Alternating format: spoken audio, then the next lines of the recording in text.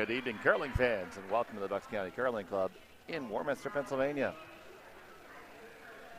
It's a 2026 Golden Magnet Bonspiel.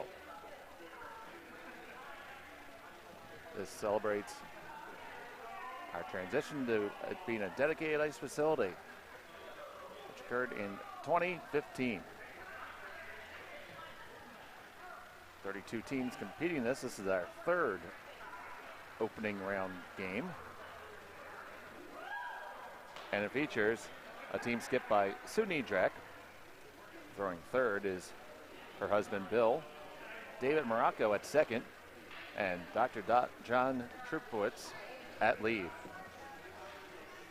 They'll be playing against Rosemary Morgan.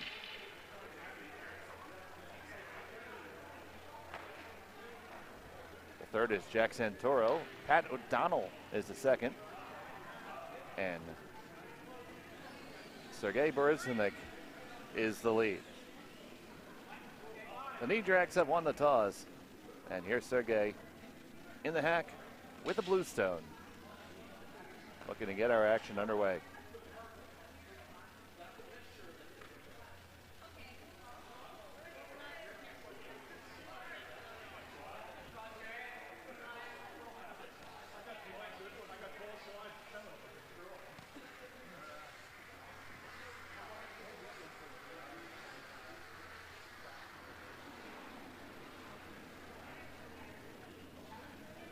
And with that centerline guard called, this game is on its way.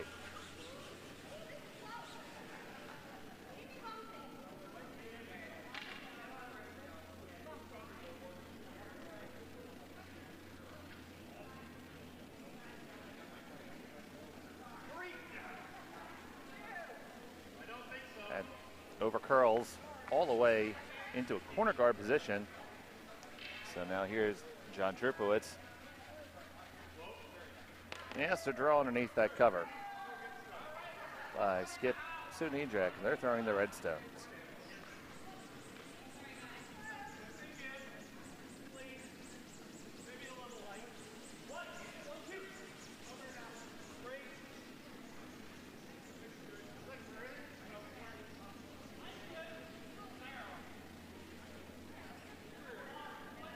That weight looks just a little toasty. Rosemary Morgan's gonna sleep it on out all the way out of play. It may or may not be out of play. They're gonna look at it. They think it might still be in. Fun fact for you curling fans, that's actually one that you could put a biter bar on.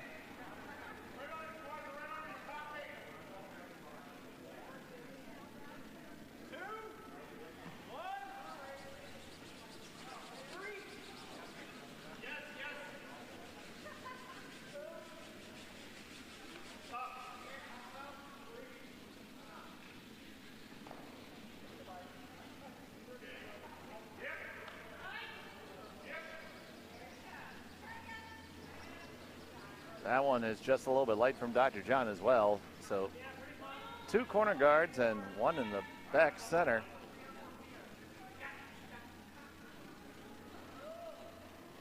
So a little backwards here in terms of your normal setup. Happy to have you here with us today. My name is Dave Schmel.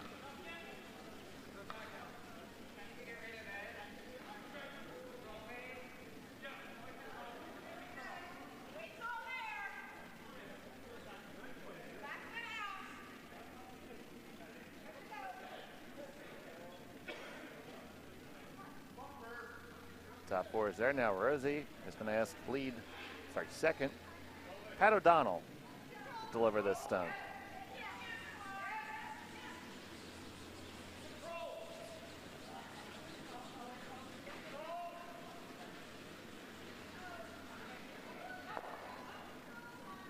This shot from Pat looks pretty good. Going to get that, going to get just a hair of a roll, not quite enough. Good enough for shot stone. Now here's Dave Morocco, the second for Team Niedrak.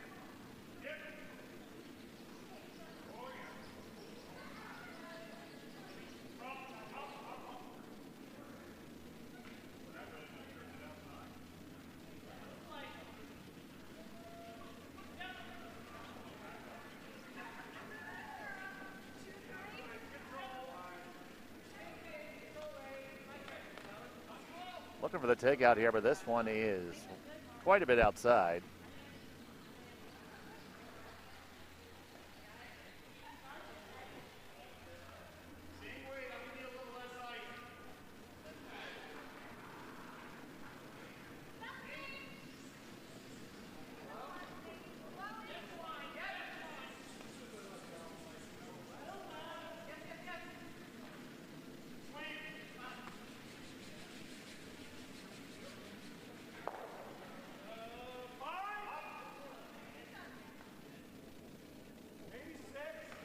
Five, 6, you hear the weight call.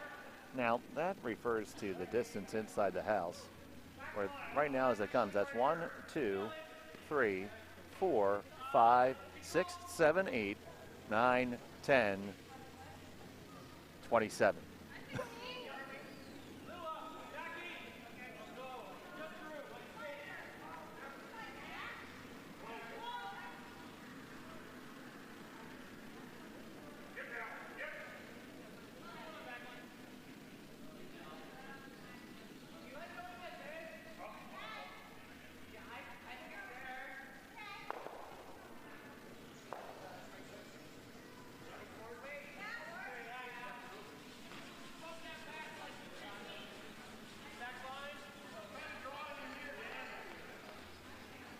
Second try now for Morocco. Needs this one to curl up across the face, so just a hair. Doesn't have enough mustard. It's going to make contact. Can Sue sweep it far enough back? Not quite, but they did tuck the thrown stone under a good deal of cover.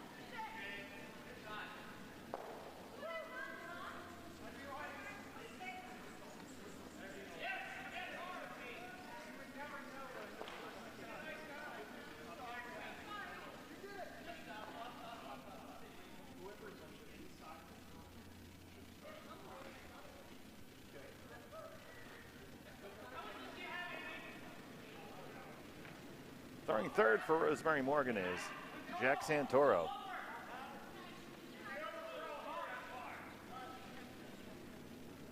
Jack Santoro in his about 7th year of curling.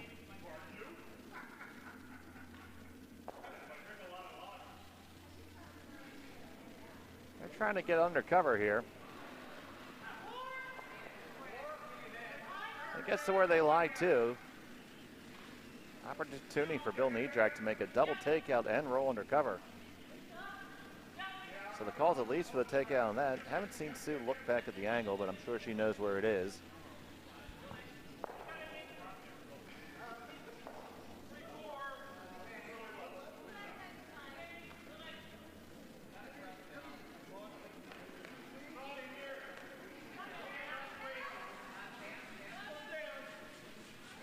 On it right out of Bill's hand. This one is already curling. Not going to get the top one. Can you hang on to it for the second one? Oh, you are going to get a hair of the top one, but the roll is going to go off to the wings. So they lie second and third. Rosie Morgan still has shot stone.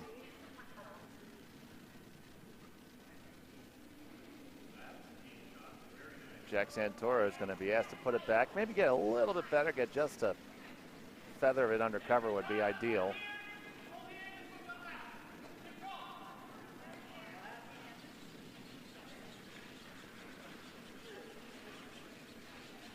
Morocco and O'Donnell hard in the sweep. They think this one's a little bit light.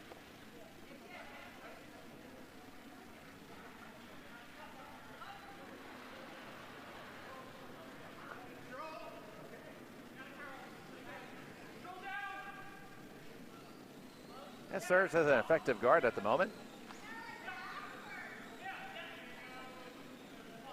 That same double still there would leave you lying 3 again. Instead, it looks like that Sue wants to go the other way and just kind of dig it out. Calling for about a hack weight here.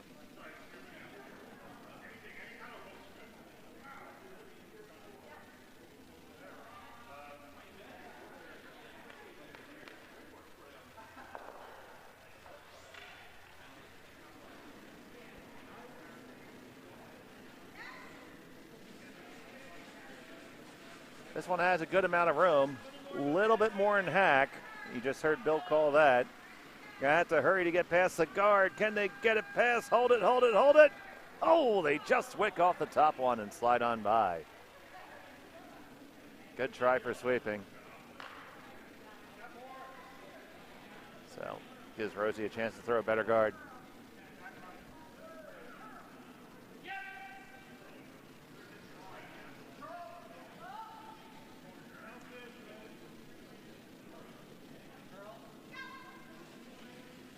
Now, Rosemary Morgan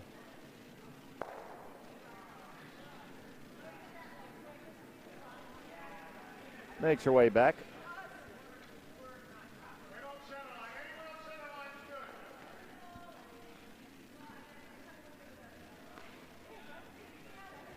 Rosie, a wily veteran of the competitive circuit with 5 U.S. senior championships under her belt and 2 and possibly 3 bronze medal performances at the World Championships. Now uses a delivery device. We've been honored at many times being, we call it, it's the ultimate honor when your name is a verb. Everybody at Bucks County has been Rosemaried at some point. This one needs to take a right turn in Albuquerque to be a good guard. Might as well sweep it well enough to be shot. That's not too bad. Shot's done well covered. It's going to take a little bit of effort for Sue to get to it. She can run back either one of them, and that's what Bill's referencing right now.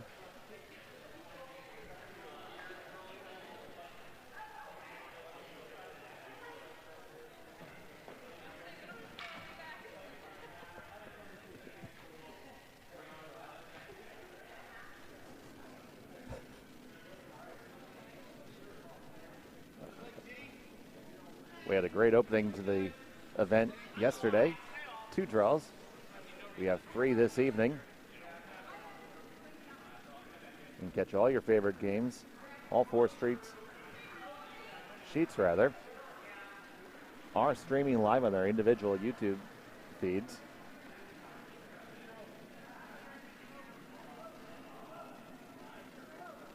Looks like Sue is going to be looking for the run back.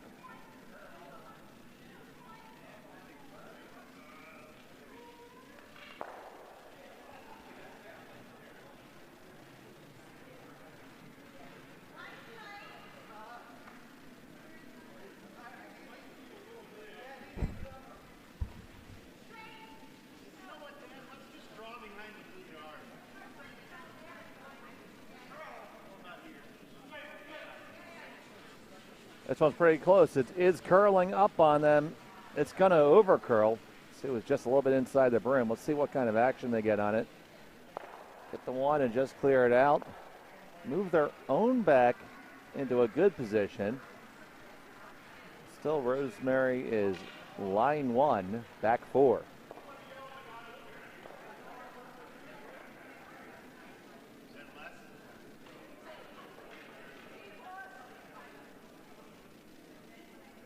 So Rosie's got just a skosh of work to do, put the guard back up here.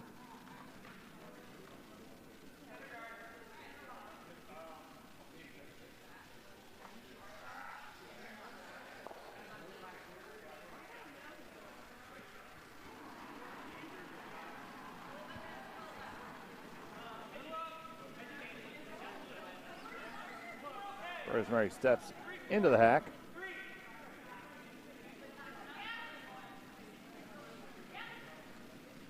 And she throws her final stone of the first end.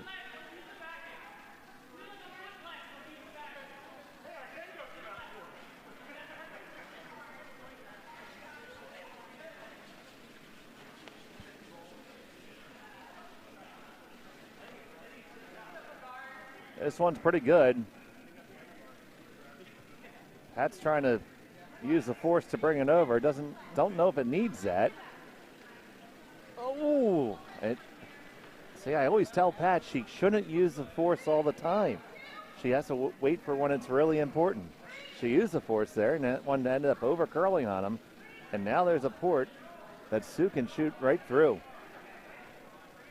What a trick this will be in the early going. Based on the way that last one curled, I know she was a little bit inside, but I'd probably take just a hair more ice.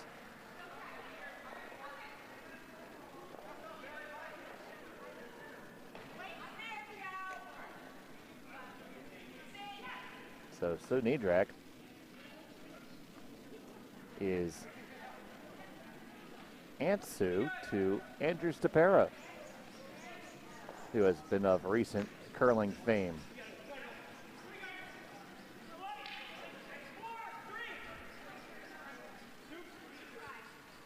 So facing one, going for two, Sue Niedrak, final stone of the opener. This one needs to move, just needs a little bit of finish. Can it come over? It's trying, it's trying. It's not going to do it. And it's going to be a steal of one for Rosemary Morgan. She takes the initial lead. Niedrak will have the hammer again in end number 2. Other games going on right now, we have Steve Johnson versus Mark O'Donnell on sheet A. Mitchell Lozer versus bad Ian Alexander on sheet C. And Tim Wood facing Kyle Foster over on sheet D.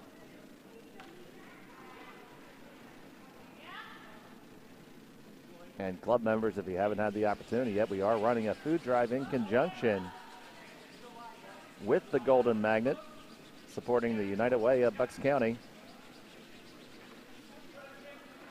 Trying very much to make an impact in our local community. About 22% of families in Bucks County are food insecure, and more than 1 in 4 children are food insecure. That in a place which most of us think is relatively affluent, but it doesn't take much to be on that edge. And with recent cuts in government aid, our community help is needed more than ever. Bucks County Curling Club is proud to be a part of that.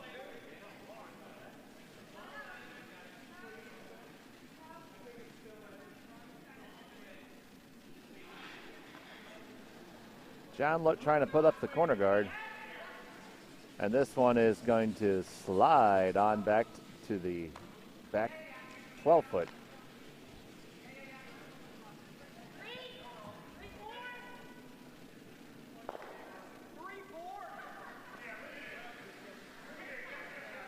Center guard is called for by Rosie, and here it comes from Sergey.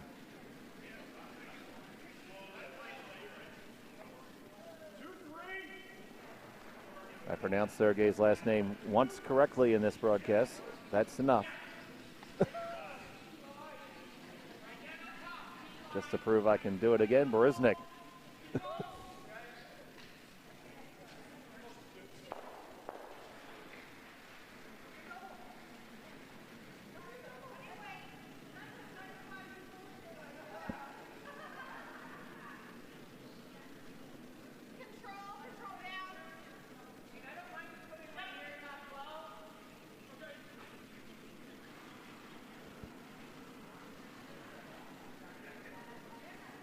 So shifting gears here a little bit. Playing the come around.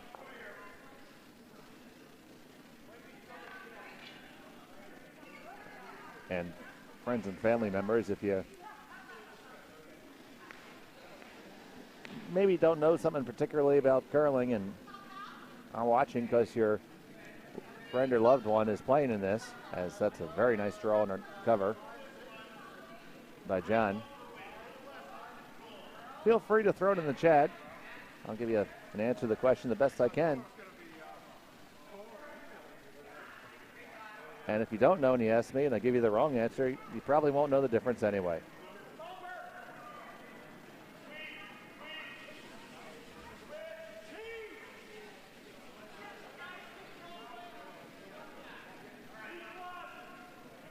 So trying to make another come around, a freeze in the top corner of it would be very happy. This is turning in hard out of Pat's hands. Gonna tick that one out from under cover.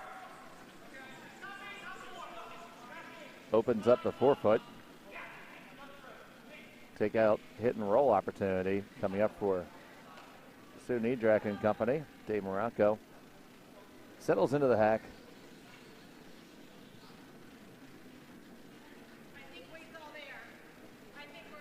Now, David's son is also a member of our club and part of our juniors program. The program's been doing very well and bringing our next generation into the game.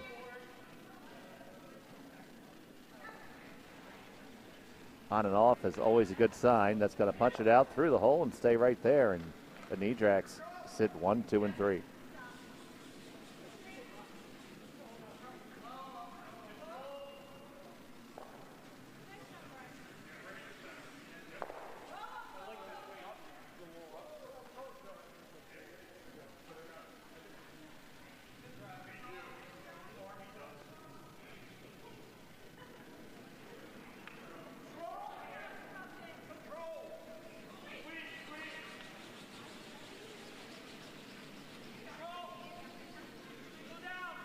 Rosie asking for the hit here.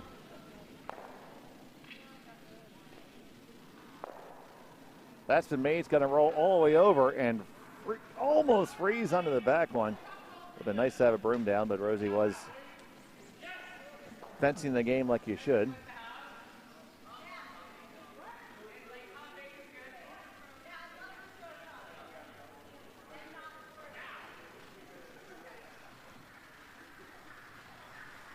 Now the second one from Morocco.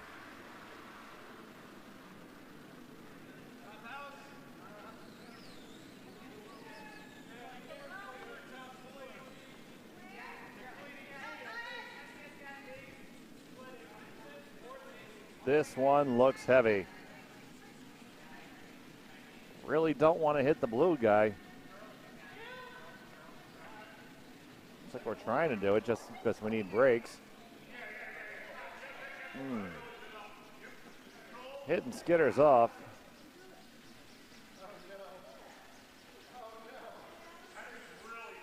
Looking to hit the open one will be Jack Santoro.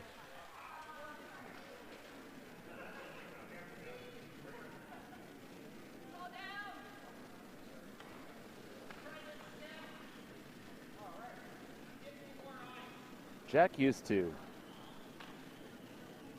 train Alaskan sled dogs at one point, but now has moved down to the Bucks County area.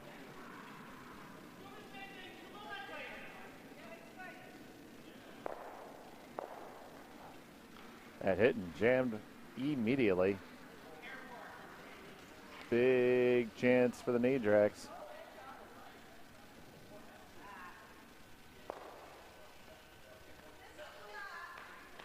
So Bill is the second of the two doctors that are on the ice. We talked about Dr. John, and now it's Dr. Niedrak. Now, they're two very different doctors.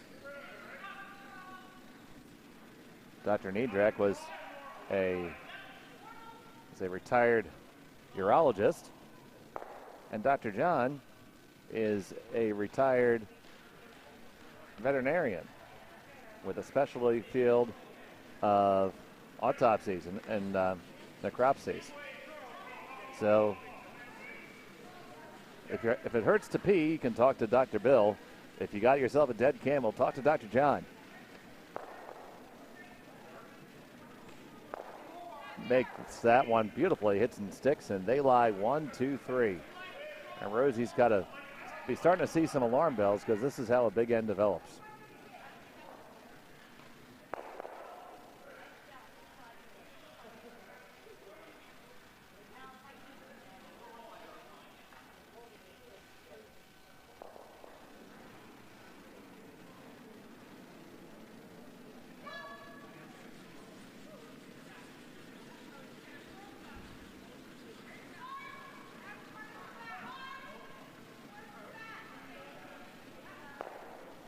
This one's light. That's not good. Jack's going to get in there too. All three of them. Pat is pounding and hard on the curl side now. Oh, one heck of a team shot. They might have even overcooked it just a skosh. A little bit behind the tee line. It's a big brush here. Ice running quick here in the early going.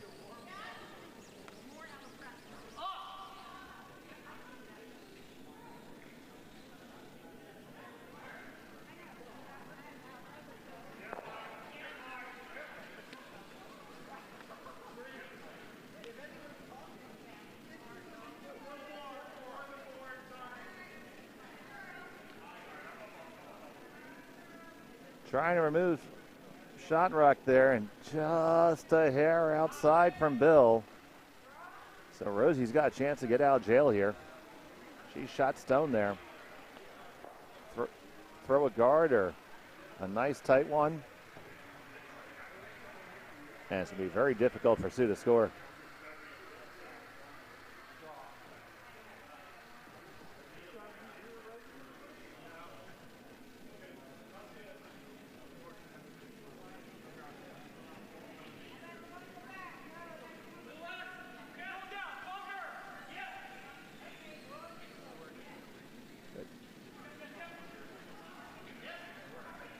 Take a look around the barn right now.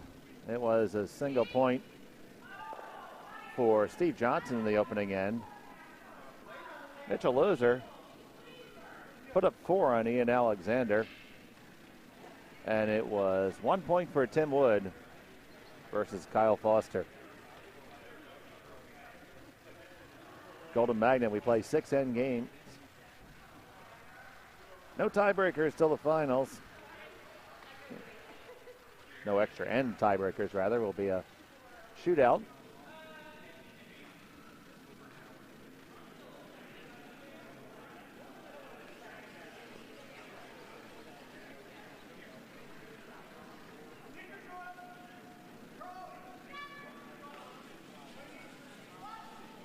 This one from Rosie needs to turn. Now it's turning. You might have to bring it all the way down to it. That's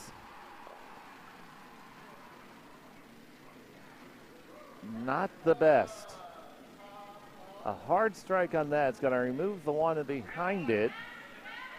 You could probably, very straightforward double takeout, and there is a jam possibility in the back 8. That redstone that you see right in the back quadrant could possibly cause a jam situation.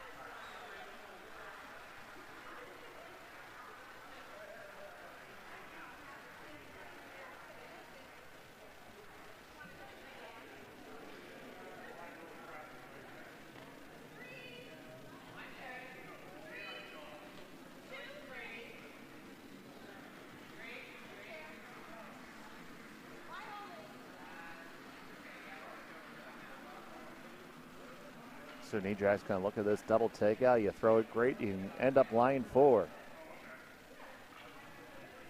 Her first in the second.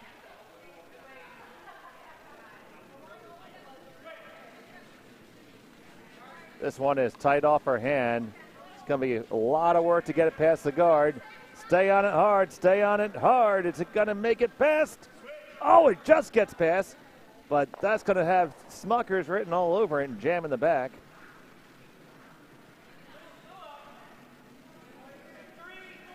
Still shot stone for Rosemary Morgan.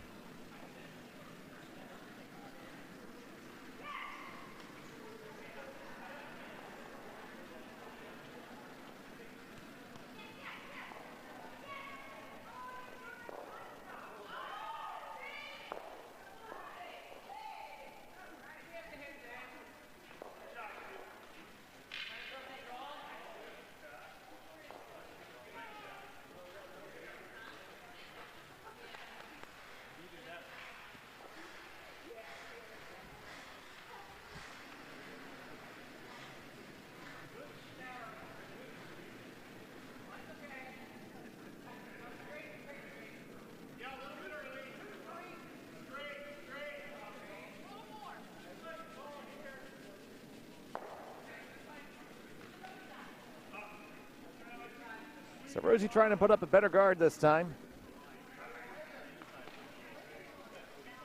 This one's going to do more of the same, and by drifting deep like that, well, you're not going to leave a double, but giving a nice little pocket for Sue Niedreck to draw down to.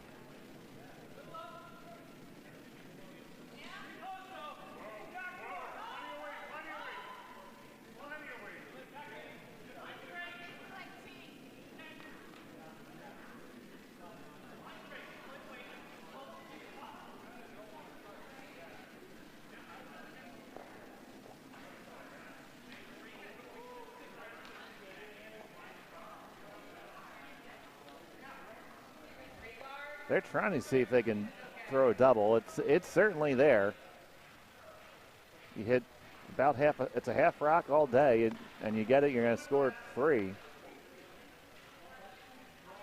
Now, Sue has been just a hair tight on each of her prior upweight attempts.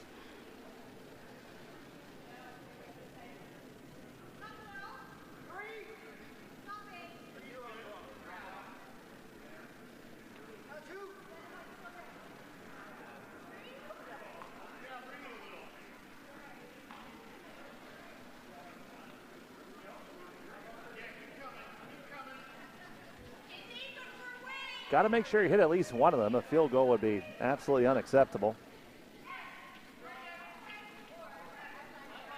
Sue's got her ice. Morocco will be on the inside. Dr. John on the outside.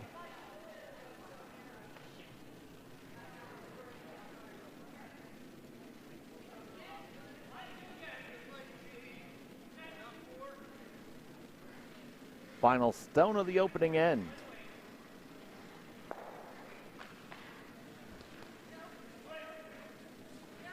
Or the second end. This has to curl up. Is it going to be okay for one? Okay, it's good enough for one. All tied up after 2.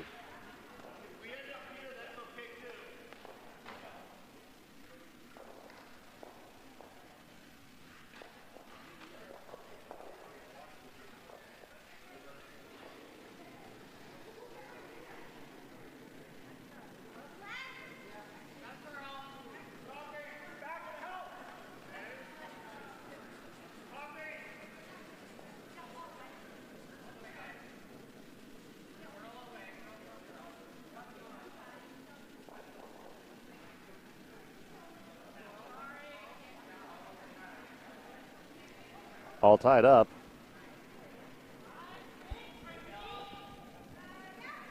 In this opening round game of the 2026 Golden Magnet Bonspiel.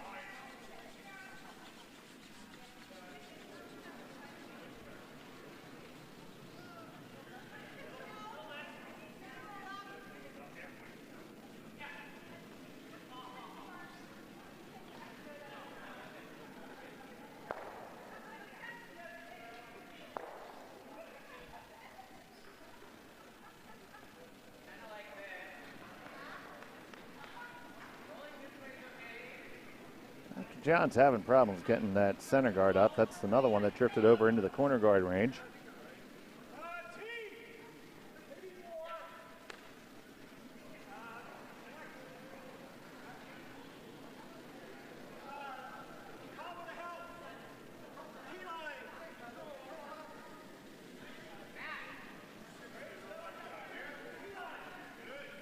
And good throw there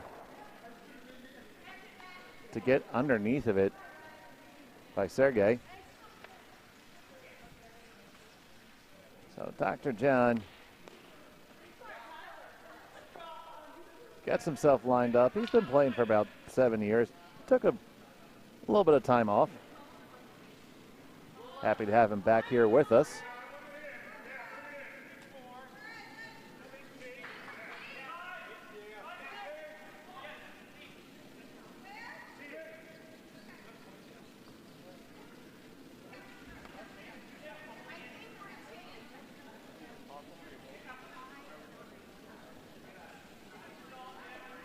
Now try to get all the way down and frozen to it. It's close, just a little bit short.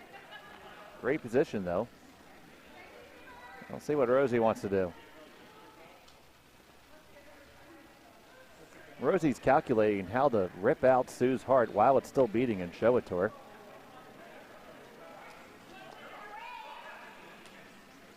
And step one is for Sergey to put this on the center line.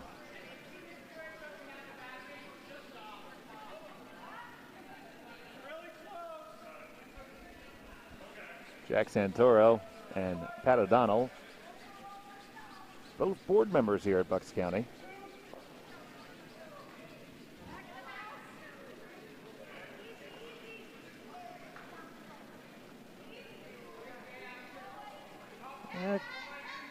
Guard game up okay. Still can't really touch it. Can't take the chance at shooting the port because we are in the free guard zone. What that means is the first 5 stones in the end cannot be removed. Can't throw a takeout on one that's not in the house until stone number 6.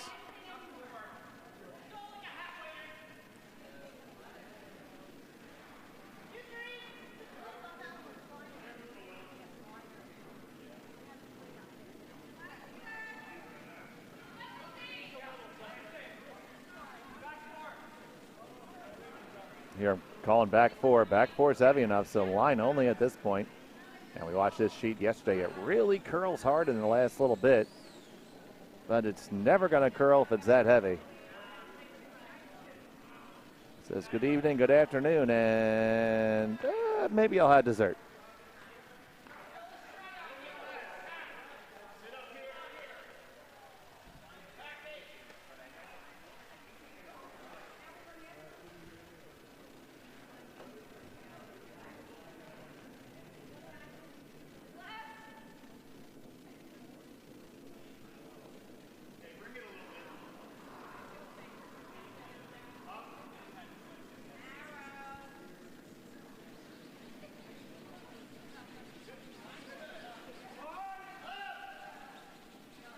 Trying to draw another one in there is Pat O'Donnell. And that's taking the left turn. I mean, really tight to the guard. They just tap it. Almost had it by.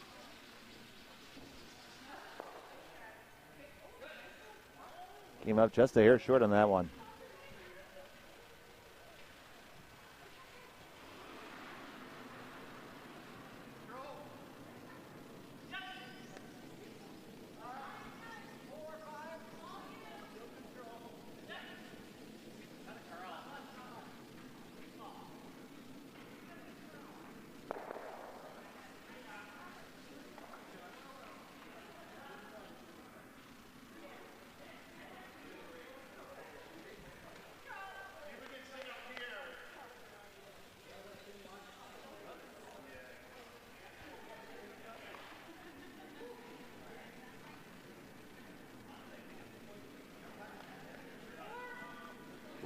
Open up the front here is Sunidrak. Morocco is going to come down, try to peel the center guard.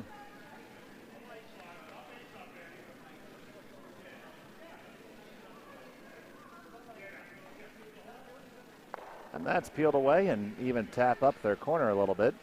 Plenty of room to work with now for Nidrak. But also plenty of room for Rosie to work with.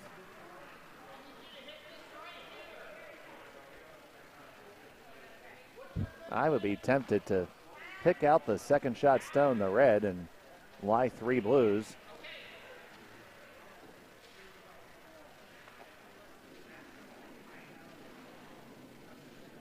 Watching for the guard instead. You heard Jack call out 2. 2 would be about halfway through that guard zone. Now they're up to 3-4. It's hitting that big curl that we have in the end here at Bucks. And wow, just gets a little bit of breaks on the way by, and that actually turned out pretty good.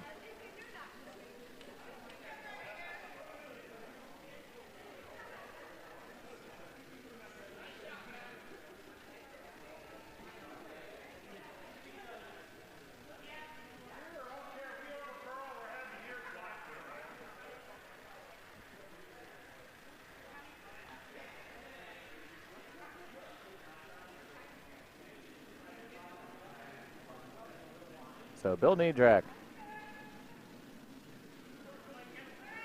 This is more of a setup shot here. Just trying to come down to the back one a little bit. It does need a curl. Needs to curl an awful lot. Sue's looking for plan B now to try to wick off. Gonna get neither nor. And out the back it goes.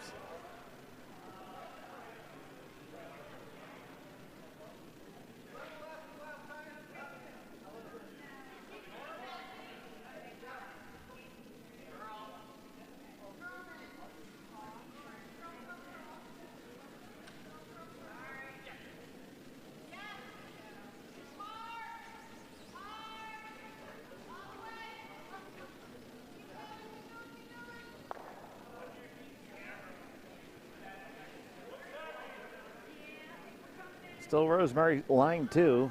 Santoro. This looks all kinds of hot. Curling in. Can you just pick that right over the top? No. Yeah, he moved the deck chairs around. He's still line 2. But lots of possibilities for Sue to use here.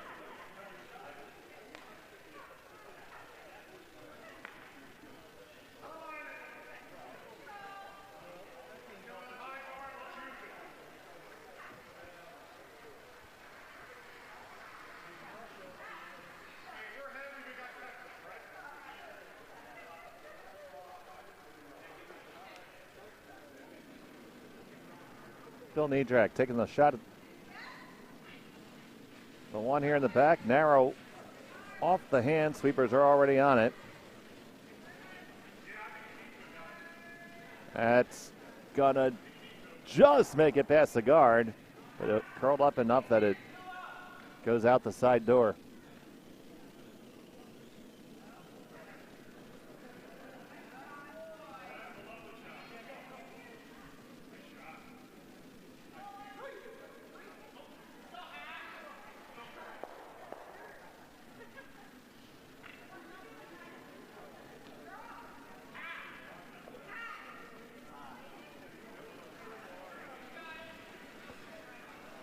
Jack's trying to race his stone down the ice.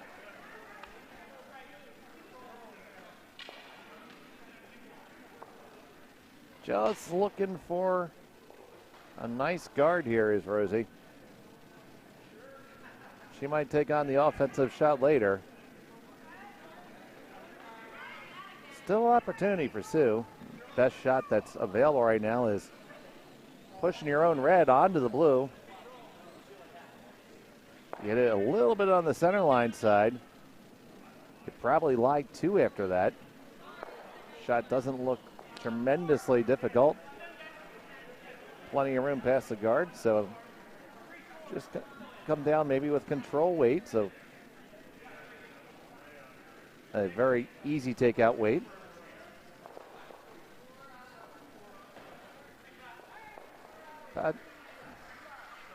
Gonna look at drawing in instead. I'd be curious if when she takes a look at the hack, this probably looks better from this side than it does the side she was standing at.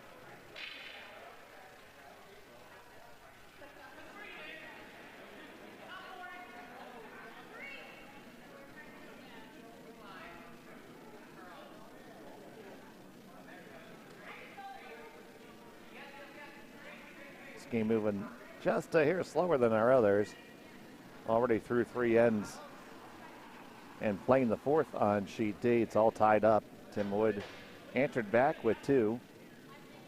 Kyle Foster has the hammer.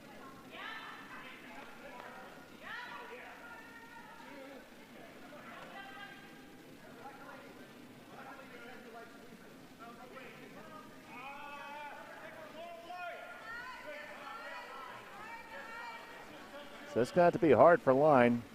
We know how much it bounces. Now it's going to be fine. Still skinny to the guard, but they got it.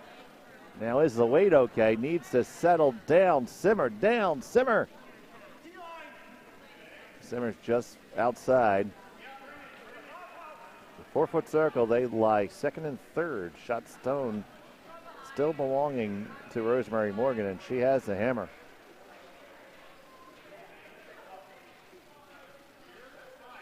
Rosie's going to say, anything that you can do, I can do better.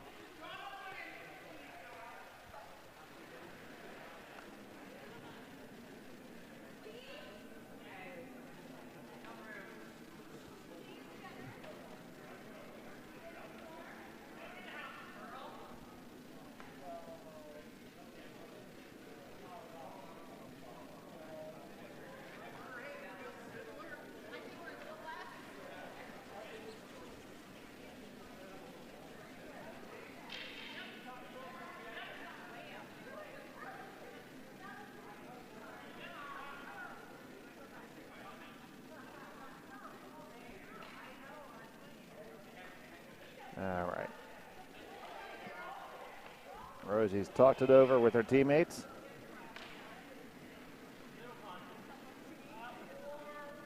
That'll be Pat and Sergey sweeping it.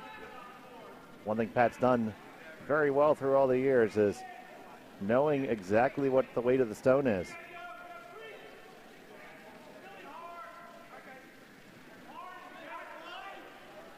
Unfortunately, this one does not have the line nor the weight, and it's going to be quite a bit short. That aggressive shot is still there for Sue Niedrak, or she could throw the same shot she just did. Shot stone still belongs to Rosemary Morgan.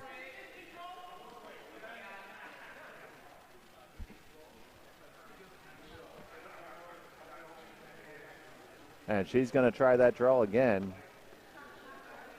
Will Sue Niedrak. And just trying to outdraw everything. If you get in there, it's going to be tough to make it leave, that's for sure.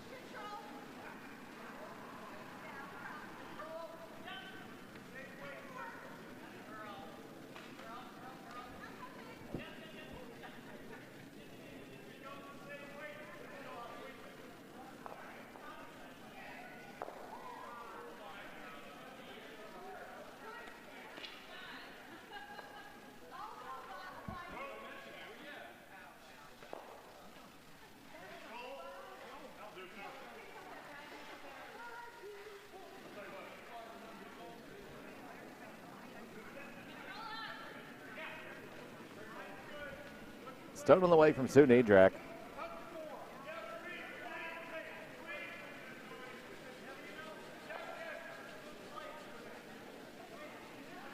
Another one, you would think that this is too far out, but it certainly isn't. Watch how close this is going to be. Right there. And it's going to nestle on into the backing, and I do believe that that is now shot rock. Now Rosie is going to be facing a stolen point here. She's going to have to nuzzle in there, and if you move it a skosh, you might get two. You see there's just a little bit of daylight between those two rocks in the back forefoot.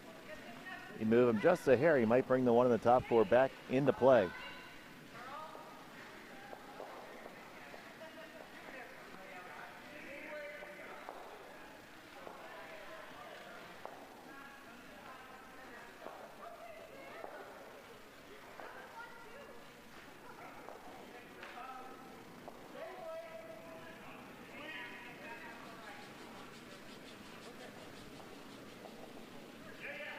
Final stone of the third end.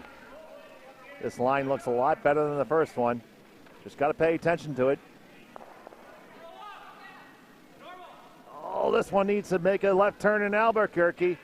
Can you get a plan B or can you get a plan B? No, no plan B to be had. And it's going to be a steal of one for Sue Niedrak.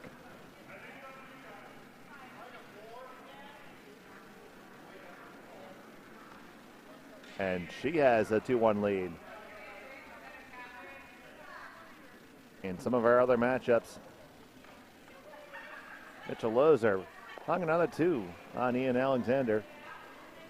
Now it's a 5-stone lead, playing in the fourth. Mark O'Donnell, Many Beers, is trying to kill Steve Johnson via the paper cut. Has a 3-0 lead through 3.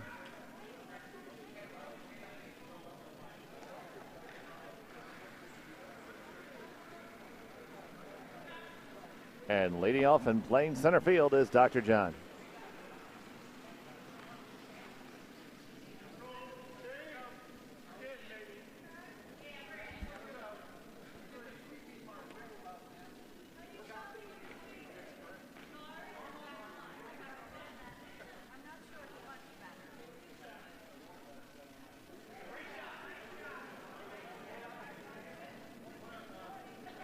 This one just comes into contact with the rings. It's very important because that means that it could be taken out. If it stopped 2 inches earlier, it'll be protected by the free guard zone.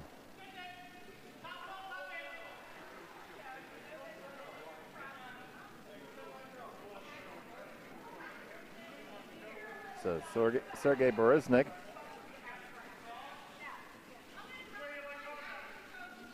trying to get under cover. He's going to lie on top of the covers instead. Must be a very hot sleeper.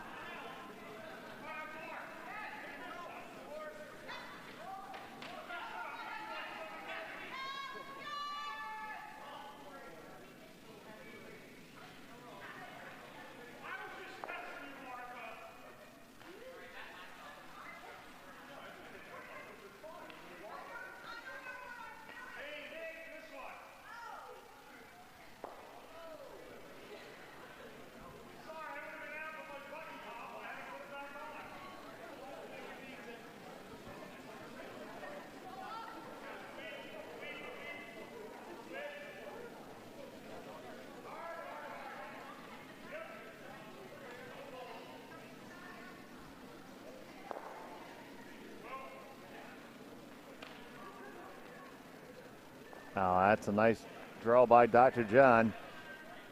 Dead under cover, 1-2.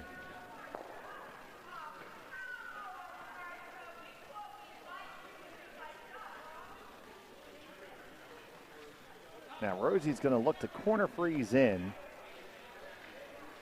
They're always going to have the blue-red rays. That's there and available.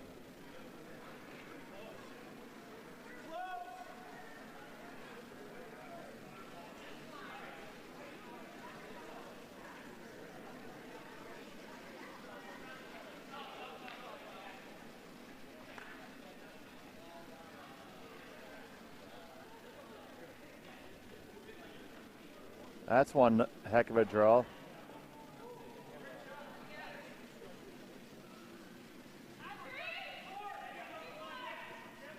Great shot by Sergei. This is all about the angles at this point. You want to kind of line them up and get them into what we call a Christmas tree lineup.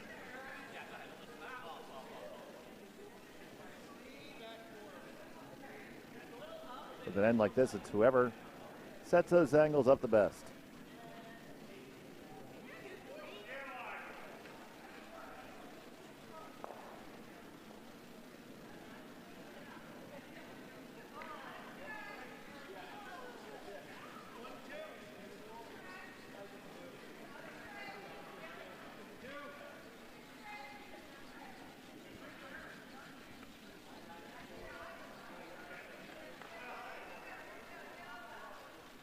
Going to be close to the top guard. It ticks it, rolls over a skosh. Not really the worst because right now the scoring area is closed for Rosie, so she is going to tell Pat O'Donnell to start peeling away. And entering the warm room is the birthday boy himself, Comrade Cocktails.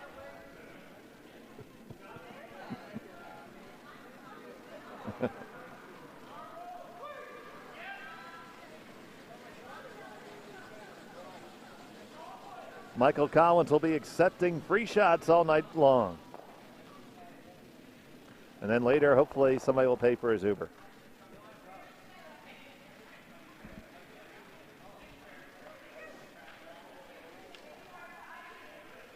Got rid of the enemy stone, left a guard of their own.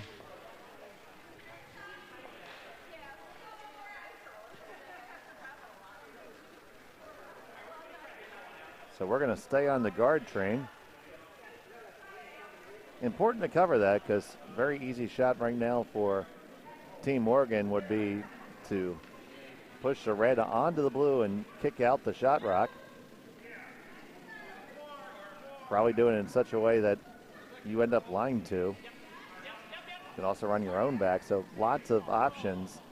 As good as this looks for Team Nidrak, it's not there yet. And this one has a one-way ticket to the back of the barn. And through the rings it goes.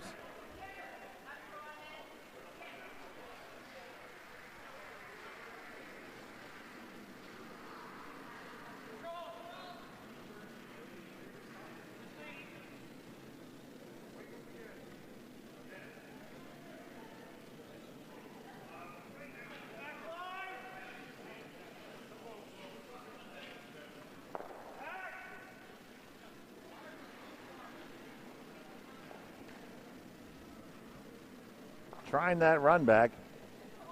It's going to come close. Yeah, it does improve the situation immensely for Rosemary. Shotstone still belongs to the Nidraks. 2 and 3 in threatening positions.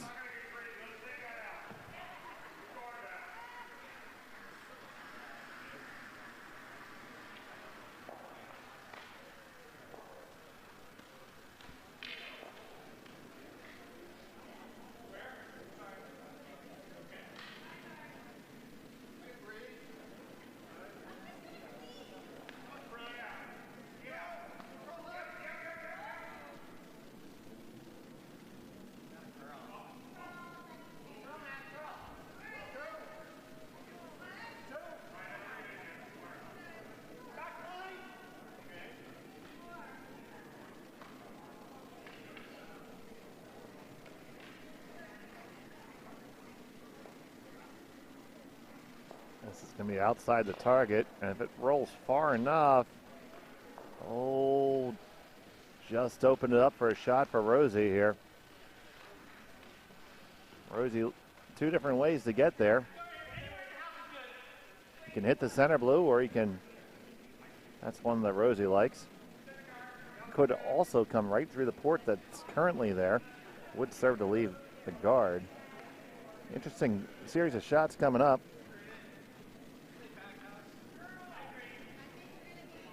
Jack Santoro.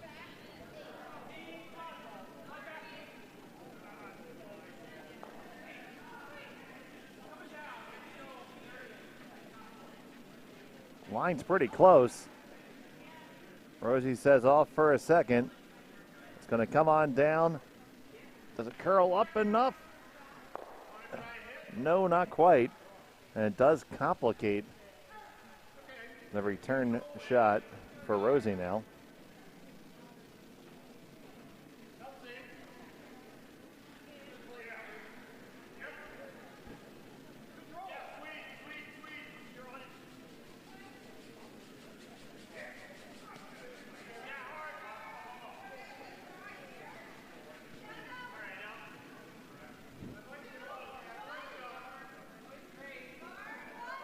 So, contemplating the options here, I'll take you through them.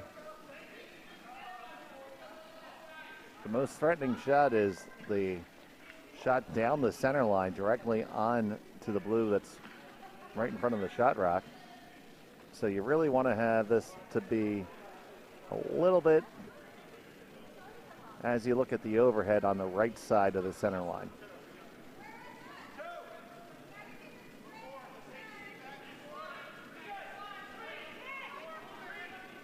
Sorry, left side of the center line the way it is on your view. This needs to stop.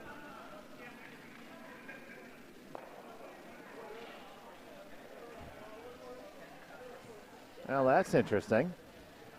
It comes on in, they lie 1-2 now. Question is, can Rosie get Jack right through that hole? That's what we're going to do.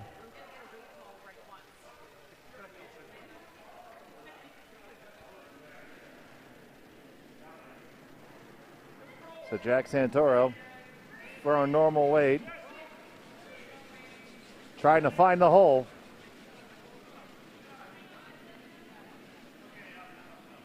It's going to come into contact with the top one, I believe. It's going to kill one of the Reds. Lost two of your own. Nidrak still shot rock. And a plethora of Morganstones are 2, 3, and 4.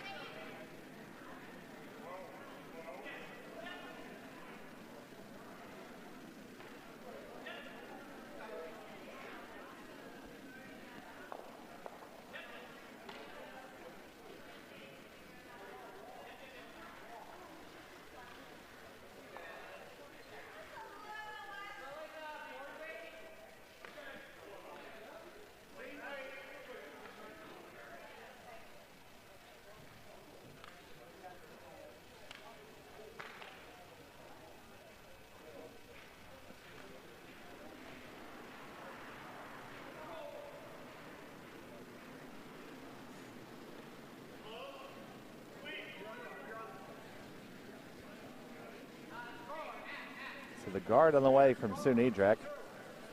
She has a 1-stone lead. Playing here in the 4th.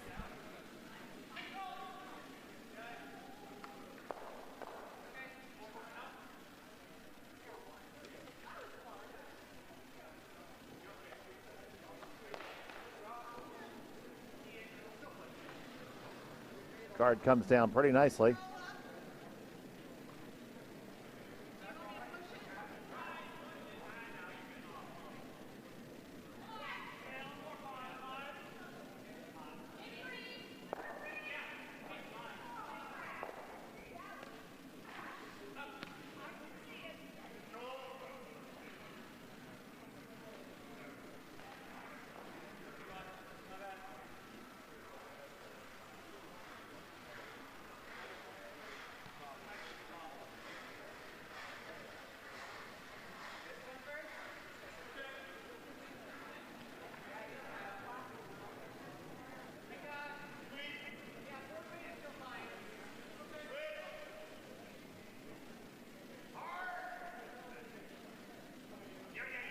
Rosie's trying to figure out what she wants to do. It's whether she wants to just peel the guard.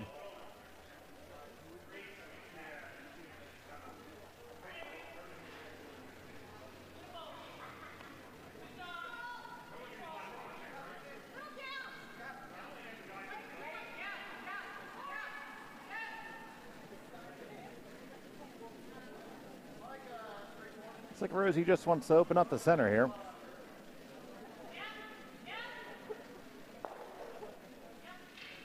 Ian Alexander got a single on sheet C, still trails by 4.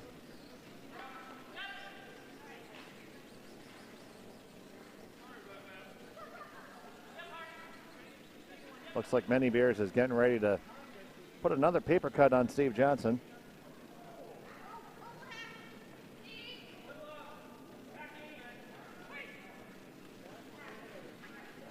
And a stone on the way from Rosie.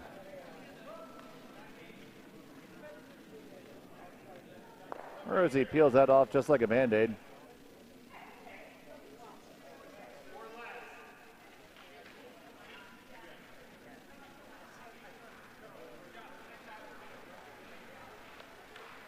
And the guard's going to come right back from Sue.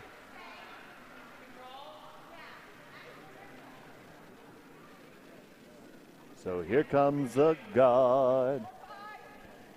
Here comes the guard.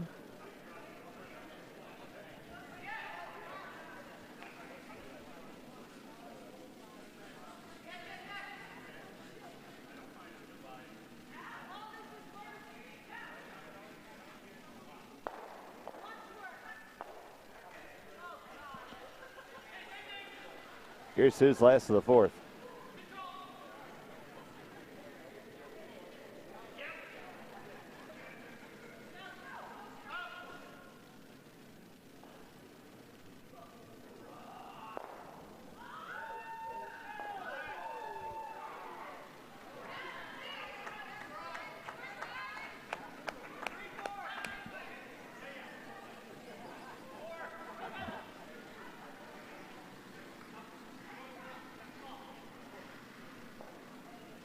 you're looking for a good shot, go over to right about now on sheet A.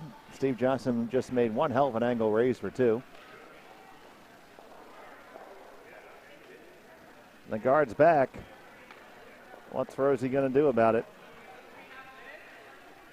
I've seen Rosie make a run back before. No, not that one, Jack.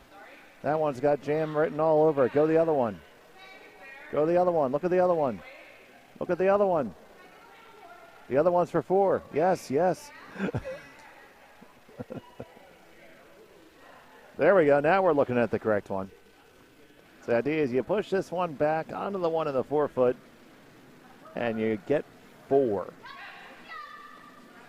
If not, you only give up one, so here we go. Rosie's thrown at least 6 of these against me in my playing against me.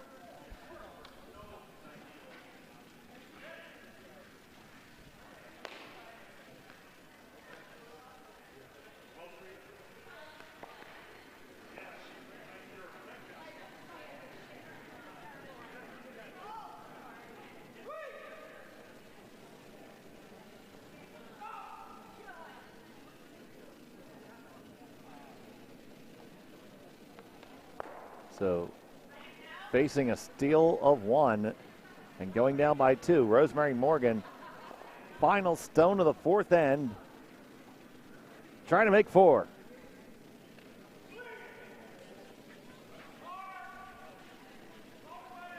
Got to go hard to hold this one, and it's going to over curl. It'll be a steal of 1 for Sue Niedreck. Takes a 2-stone lead, heading to number 5.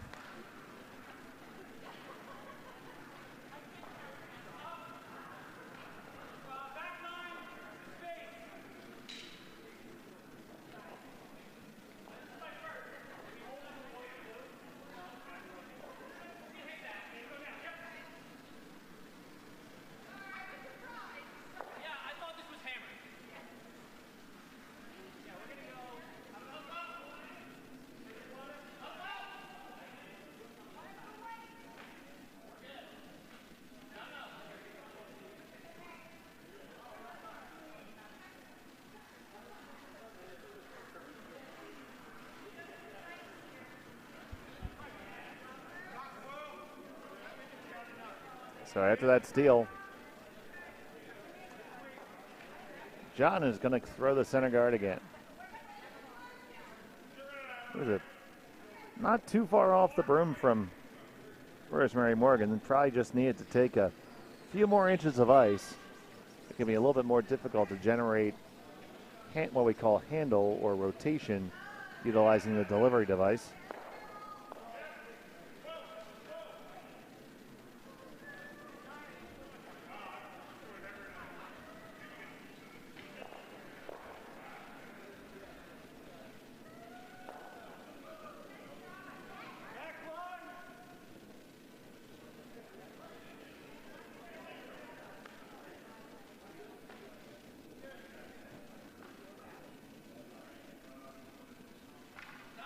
This one is going to wreck on the center guard. We are not playing the no tick zone here, so that does not matter.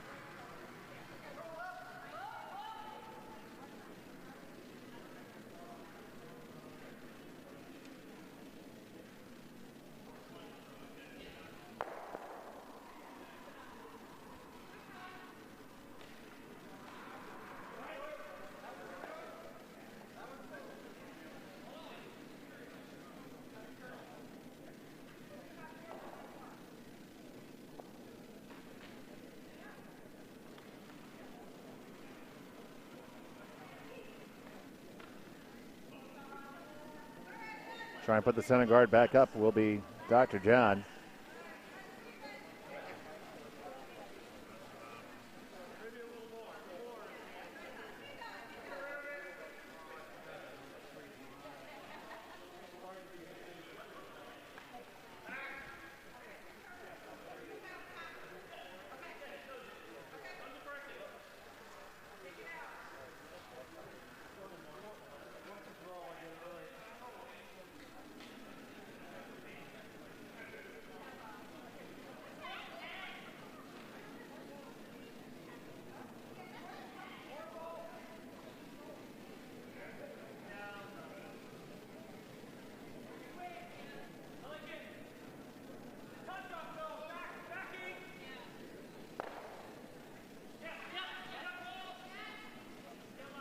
And that guard goes bye-bye. Still open rings. Nice opportunity to draw around for Team Niedreck if they so desire.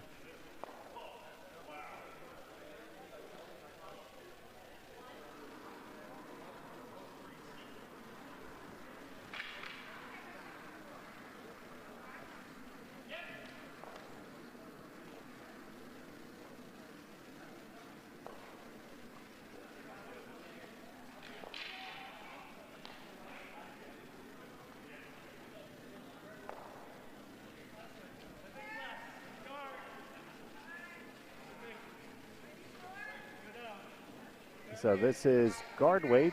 A little too light from Dave. Not going to make it all the way around.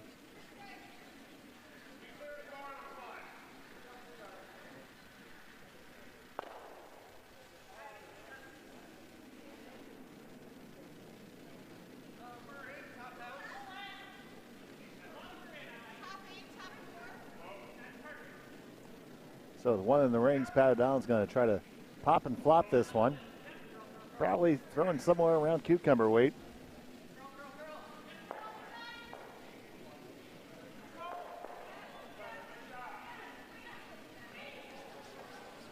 Ollie might have been a little bit late to the brush here.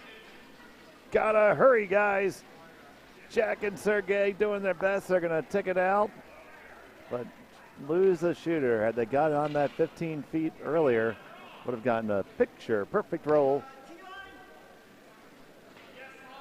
So nice he could have hung it in the Louvre.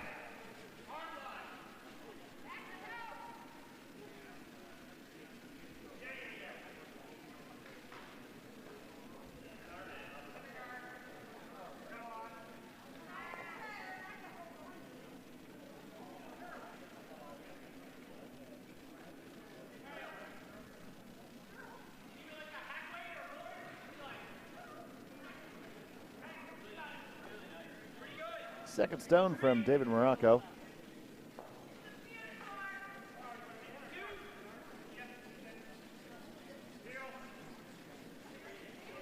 This one is already starting to curl. Weight looks pretty nice. Let it go for a second, boys. Will they get a piece underneath? Perfect weight. It's edge on edge.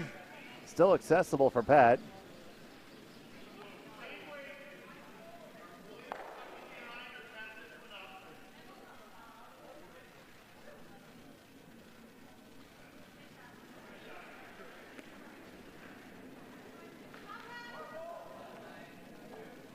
This looks really, really close on the broom. Sergey and Jax with their heads down. Gotta hurry, boys. Gotta hurry. Heads down. Oh, they just catch the top of it. But not too bad. They raise their own stone into a nice spot under cover. Sue's going to have to be careful here. Rosie might have something cooking.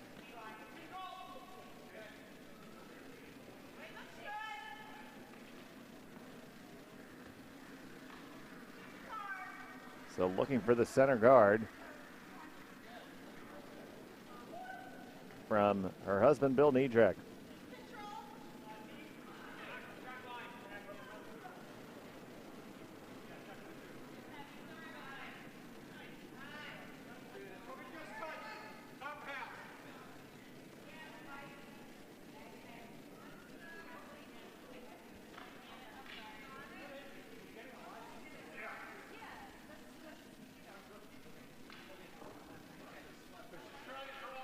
This one's a little heavy, but they are going to end up line two out of it.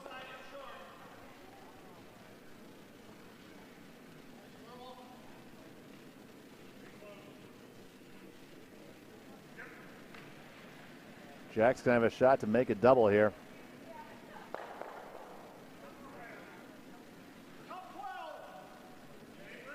Jack Santoro.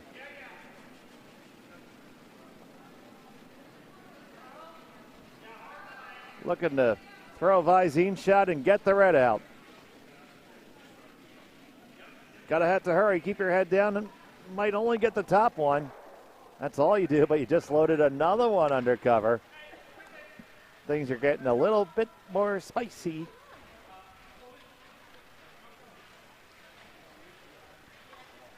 And Sue knows that she wants to throw a guard.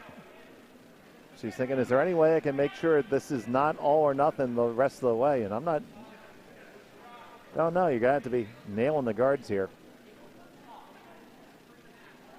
Thanks for joining us here in the live stream. We really appreciate it. Make sure you like Bucks County Curling Club and subscribe to it. Bill Niedreck looking for the center guard.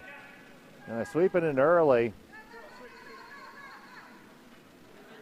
They had to wait for it to take the break. Now it's going to turn almost dead sideways. And watch it walk ever, ever closer to the center line. Will walk far enough. Now it decides to sit down on the park bench. Now there's a hole.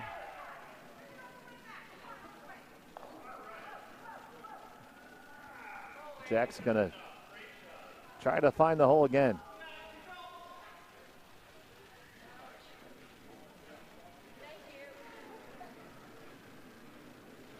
Santoro. He calls his brushers on right away. Looks to be pretty good. Past the guard, made the hit. You're going to stick right there. Line 1, 2, 3. Sue's going to have to come at it again. Don't think there's a triple take out there.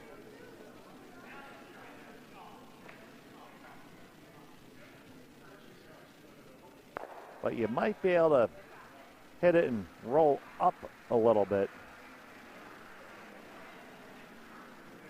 Can certainly get two of them moving. The question is, I think the stone, the center one is going to jam there all day.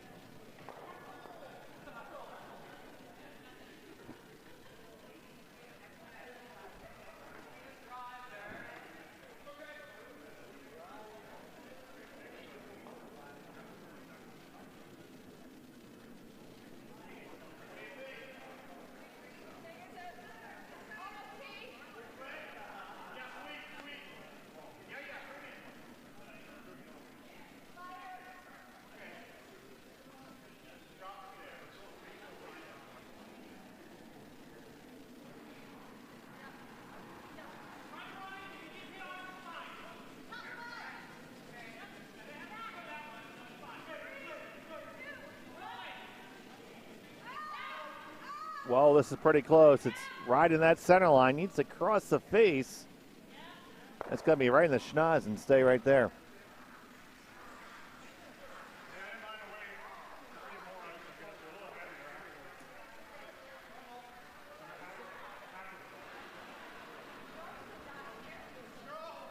So Rosemary with hammer. Fly shot and third. Going to have an opportunity to make this end a little bit more in their favor.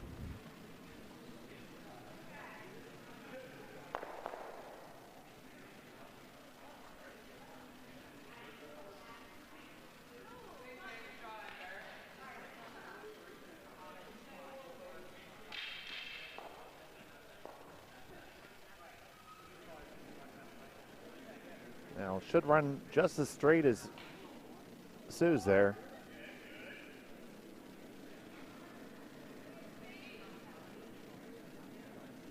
First to two for Rosie.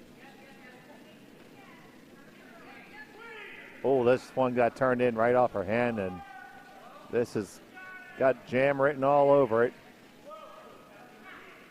And then it lost handle and did all kinds of stuff that it didn't want to do.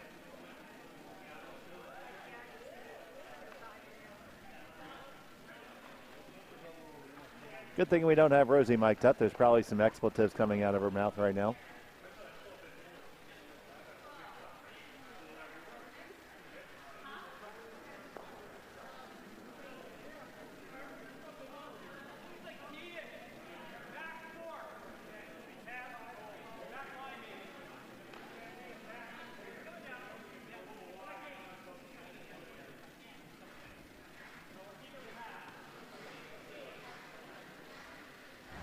Sue's trying to figure out what to do here because it's still Rosie's line shot.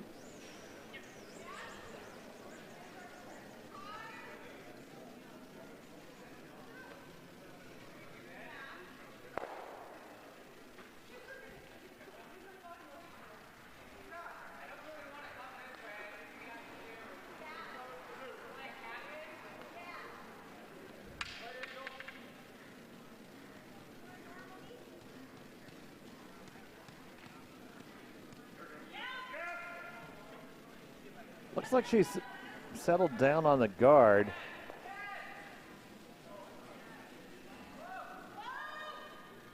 Don't know if I'm crazy in love with that.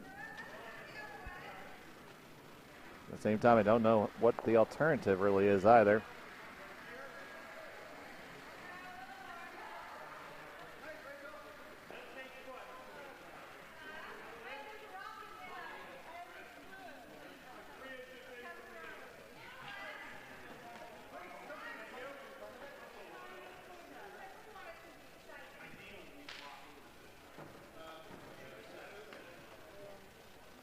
She's got to take the other turn. That way her own stone isn't in the way of getting in a good spot. Pretty well resigned to giving Rosie one here. Rosie's always going to have a shot for three.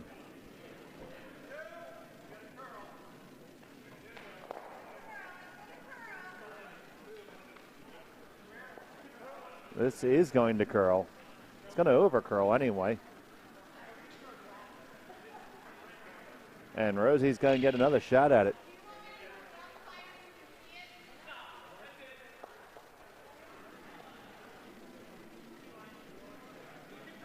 From experience, I can tell you it's usually not a good idea to give Rosie two shots at something.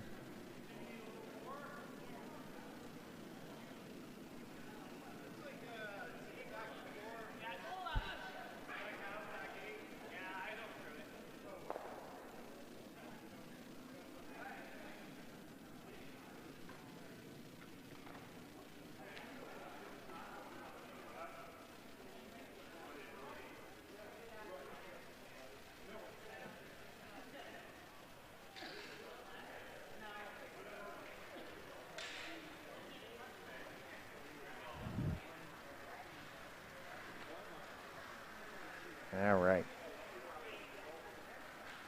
She's got one in her pocket, trying to add two more to it. To give herself a one-stone lead coming home.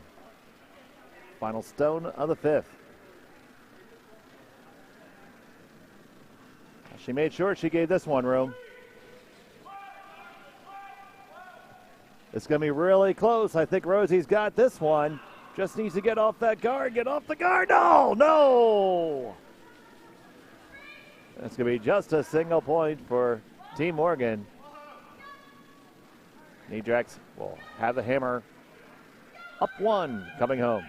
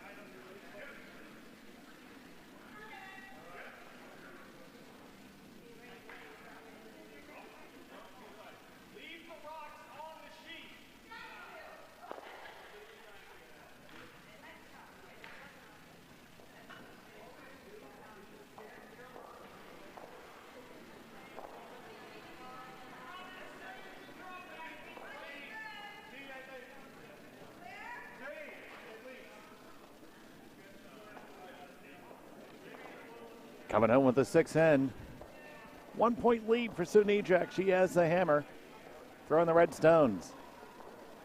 Opening round action of the 2026 Golden Magnet Bonspiel.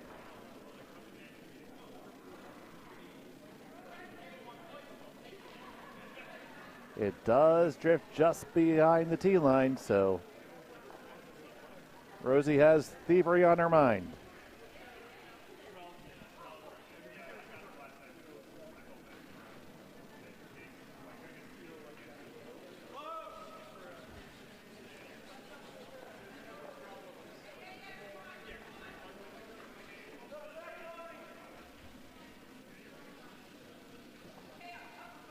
This one looks great from the hand of Pat O'Donnell. Past the guard, right on the one in the back.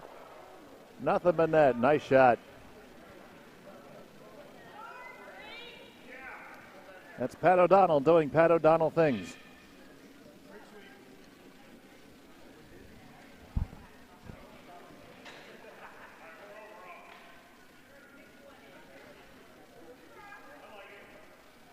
So Dave Morocco is going to have to do more of the same.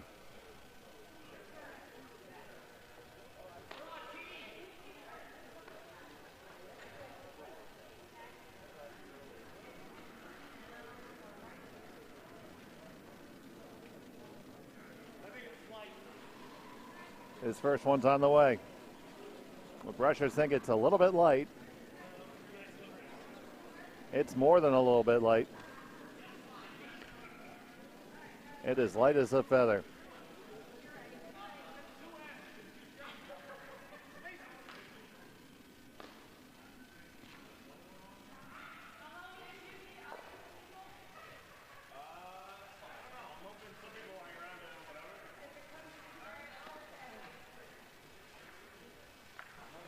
Now, if they could ever get a second one in there, it would set Rosie up for the win.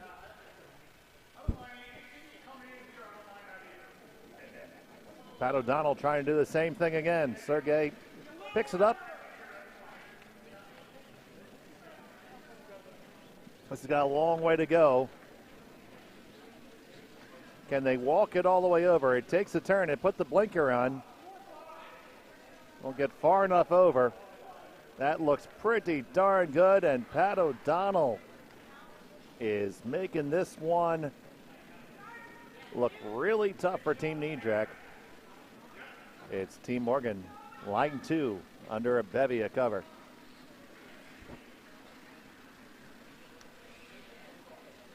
Now it's time to get out your food peeler.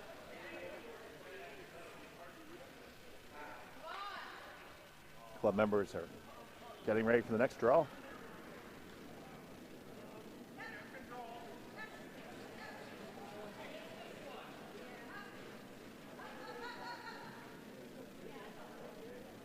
And get one past the other ones. Dangerous guard is still there.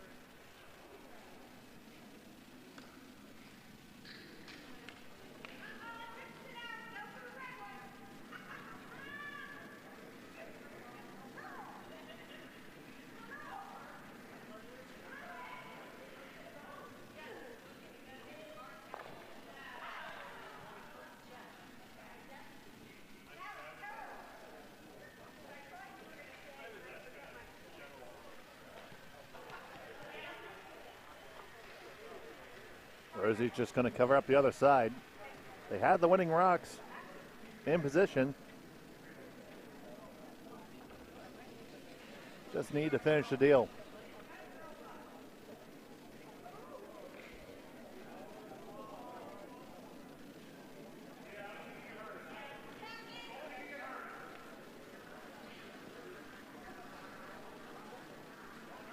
Well thrown by Jack Santoro. 3 stones left. The Nidrak's got to make some music happen here.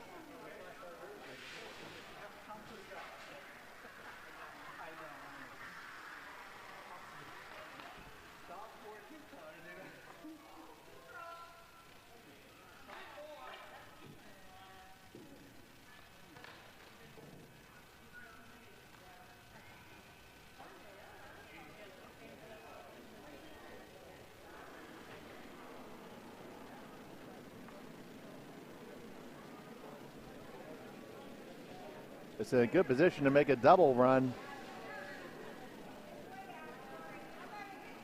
And get just the one. Oh! That actually made things a little worse.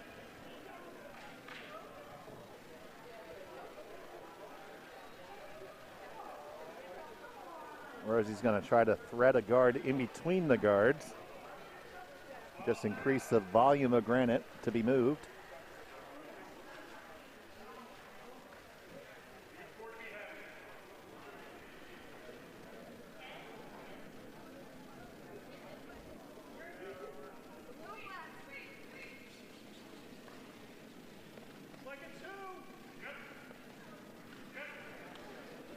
I would just leave this one. It's going to over curl, so you don't want to mess up any of the configuration you have up front. Just kind of make it a little heavier.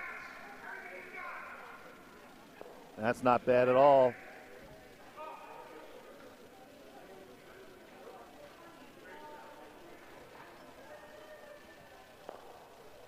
This game was being played with time clocks. This is probably where you'd call a timeout, bring the coach out.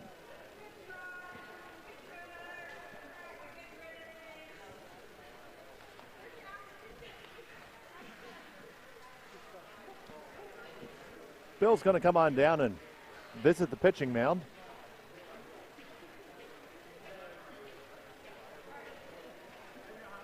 Most likely, Bill's saying, I don't want to ruin this beautiful mountain of guards. I think they're so beautiful.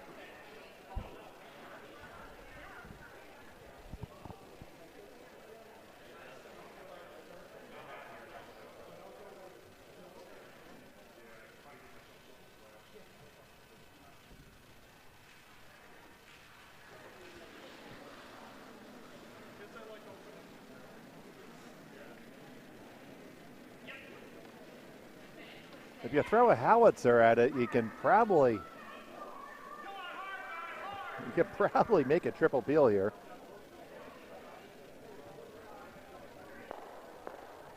It's not always the finest club in Bill's bag is the big weight, but looks like he might prove me wrong with this one.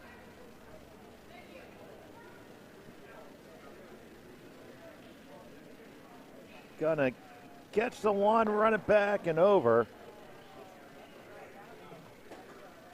So the guards are still there.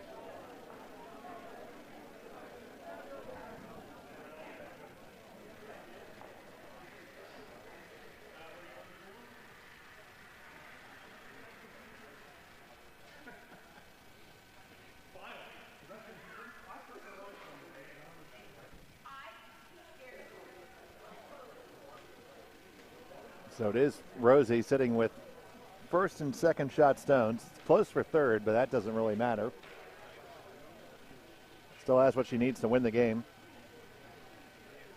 We'll have our next matchup coming up in just a few minutes, so stay tuned. So we're probably looking at an 8:20 starting time.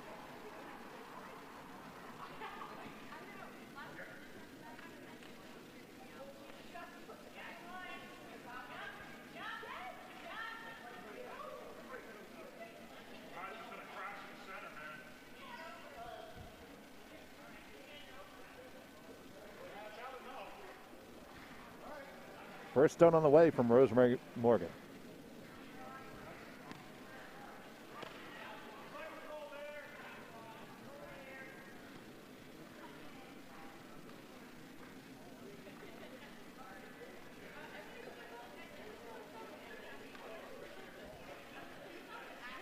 Don't. Oh, did you give Sue a way out? You might have. Sue might have a way to draw down just to cut it down to one and force a tie break.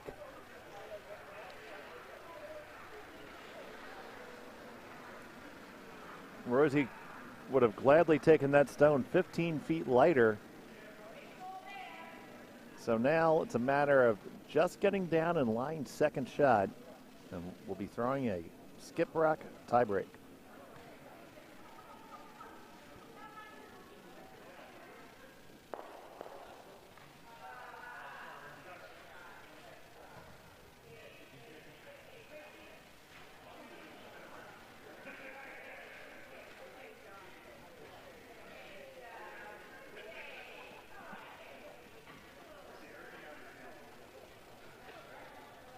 Over on sheet A, Team O'Donnell consummated that victory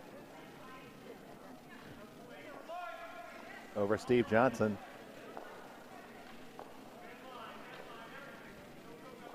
Now, this has to be there. If you leave a guard, that is an absolute tragedy.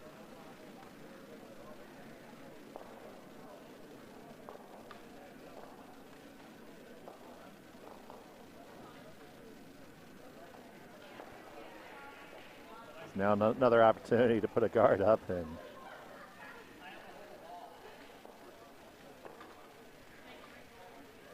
well, Mr. Reuter, we don't want a copyright strike. We've done that already.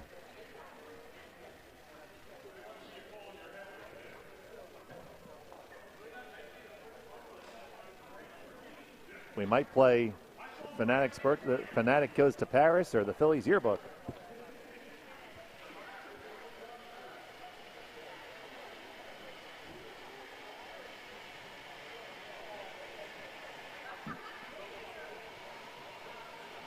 So here comes the guard attempt from Rosie. She sits 3. Just needs to lay one up there. Lay one up there. Sue is going to be looking at a world of hurt. As long as you don't move anything around, just don't move anything around. Just stop, don't stop. That should be good enough. So there are a few potential paths to victory for Sue. Number one is to get a small nuclear weapon and blow up all the bluestones. Or you can go turn off the lights real quick, move them around. That might work also.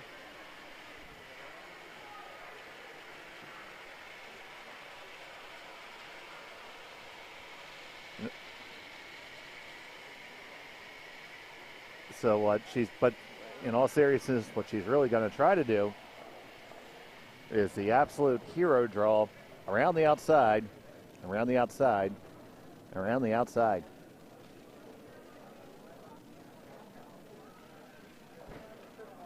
Needs to be full 4 foot to force the tie. Sunidrak. Final stone of the 6th. Nice positive release. Now you need to be past the guard and past the second one. Needs to take the curl. Needs to take the curl. Still a little bit too far outside. It's got to be full 4. Full 4 is what you need. Can you get the last little spin in? You will not. And it's going to be a steal of 3 and a victory for Rosemary Morgan. Final score of 5-3. I'll be back as soon as I get the ice ready. See you in just a few minutes. We're going to keep it right here from the Bucks County Curling Club.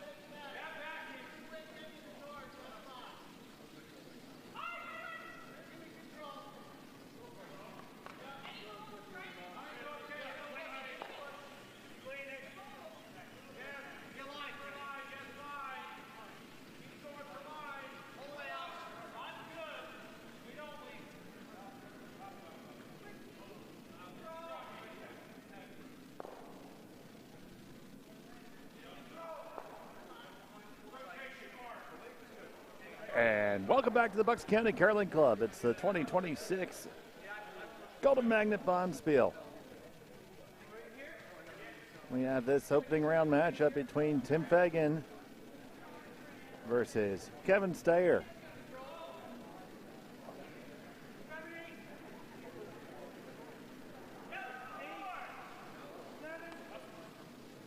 Kevin Stayer throwing the Redstones here. And Tim Fagan throwing the blue. Golden Magnet is our internal bonspiel at the Bucks County Curling Club. So happy to have you joining us right now.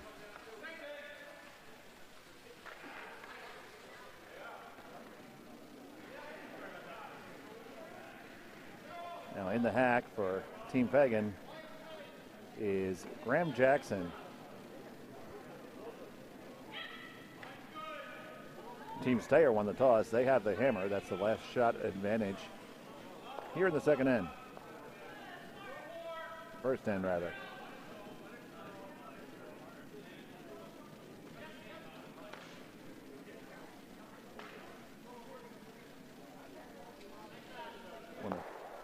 Appreciate you joining us. If you have any questions, feel free to throw them into the chat.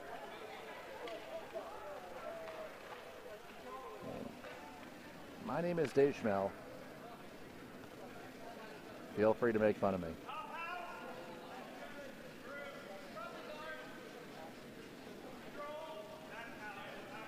So from Liverpool, Graham Jackson's going to get ready to brush now.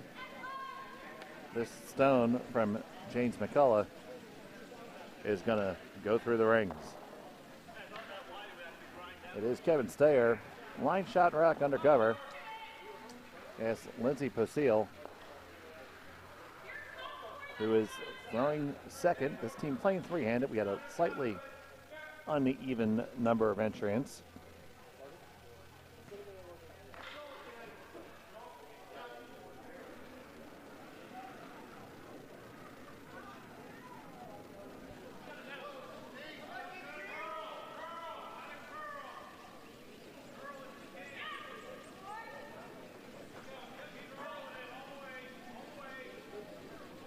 Shot from Lindsay. Looks like it needs a little bit of help. Tim leaves the house.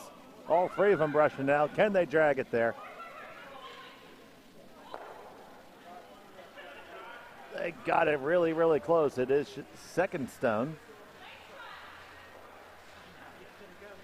Now stepping in the hack is the third for Team Stayer, Vinny Birdesy.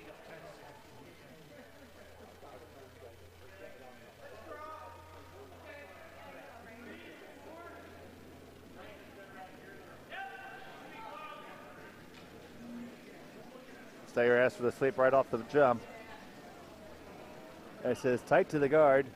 So tight that it's going to just reach out and touch it. And that opens it up all the way now. Shot stone very accessible now for Lindsay.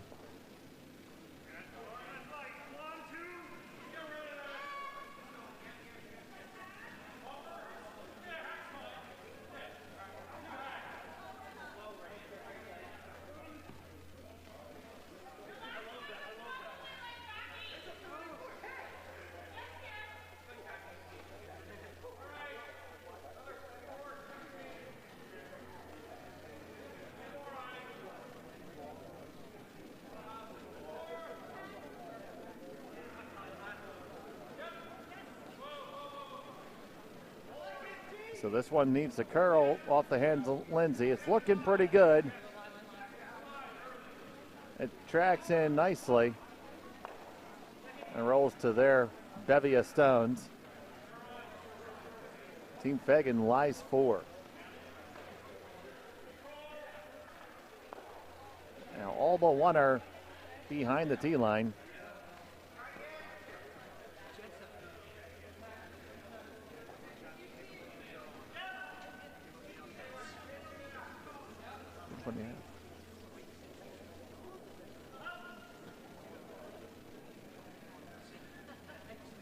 So Vinny's got to make the hit.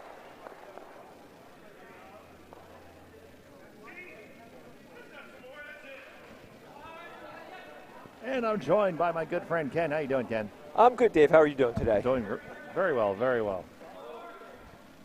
How are we looking here? We're looking like there's lots of stones being played, and I'm just going to do some fine-tuning on things here. Looks like red is sitting 1 at the moment. Yep, shot stone does belong to Kevin Stayer and Tim Fagan. This is his first skip stone here in the opening end.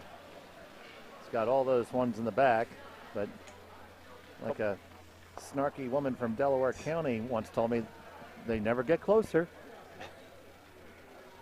There is a chance for a jam here, because obviously he's got to hit it on the inside.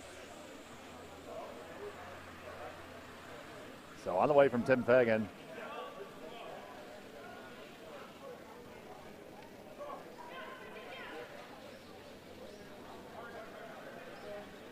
Oh, hang in there. And they're going to just catch it. Well played. Roll all the way out and over. The scene is still set for Kevin Stayer to make a skip deuce here.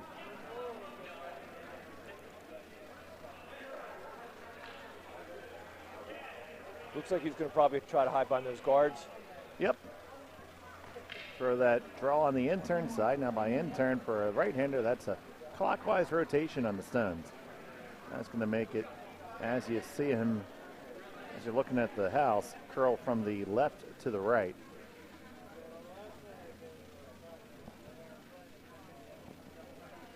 How much curl we've been getting? It depends a little bit on the side, but 3.5, 4 feet. And on the outturn side of this sheet, it's been a little bit closer to 5. Just a little bit of a hill there between B and C. This one needs to grind. Yeah. Looks just a skosh heavy. It's not moving much yet. But it is a little bit hot. And they're going to lie shot stone way in the back. Little decision for Tim to make here, because he could play it really safe and just take out that red, or draw underneath and go for the steal. In the opener, he doesn't want to get in any trouble. Looks like he's going to hit it.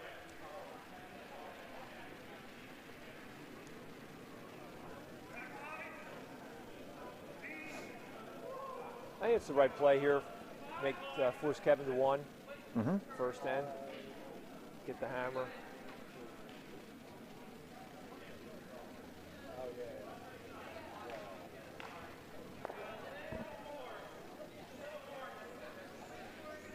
So, fun fact about Tim Fagan, him and I actually served it together as altar boys at our parish. Fascinating. At the same time? Yes. So how long have you known him then? Well, the funny thing is, when he became a member of the club, I didn't really recognize him, and then I didn't even put the 2 plus 2 together, because then he talked about his Uncle Charlie and Aunt Mary, and I'm like, hold on, I know those same people, and he's like, of course you do, you idiot. Meanwhile, Tim had a nice takeout, straight takeout. Yep. Kevin's left with the draw with plenty of backing. Yeah, Kevin's just going to throw this with enough weight to be there for sure. You can come to that one in the back and just get your one and move on to the next one.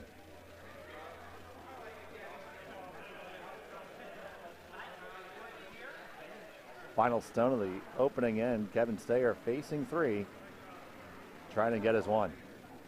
Does not want to leave it short here. All right, here. Heard him call T.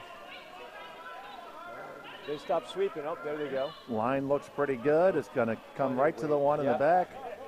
Plenty of weight. And he gets his single, no problem. So 1-0. And Tim Fagan will have the hammer in end number 2.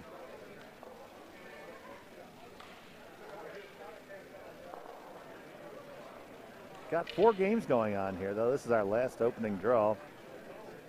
You can catch all your favorite players. A lot of stones in play on A, for sure, and actually on C and D. There's a whole wall set up on A.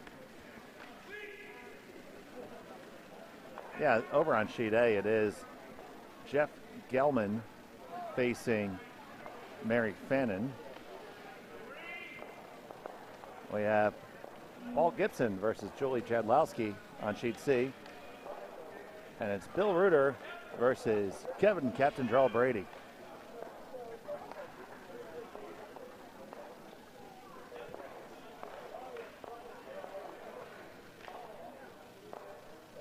Guys just worked really hard to get that stone over on B. Well, that's the only game our viewers can see, so the center guard is up. Now, we're not utilizing the no-tick rule for this event, but we are doing the free guard. So, I know we have a couple people watching who aren't necessarily regular curlers. So why don't you explain the free guard zone to our viewers? Absolutely. So, in the first 5 stones, you cannot take out your opponent's stone where it is in the free guard zone. And the free guard zone is where? That's from the hog line to the top of the house. Right. So you can hit it if it stays in play, then it remains. If you hit it out of play, the skip for the team that had it hit out has the option of putting it back. And I've seen that happen, depending on unusual if that to occur.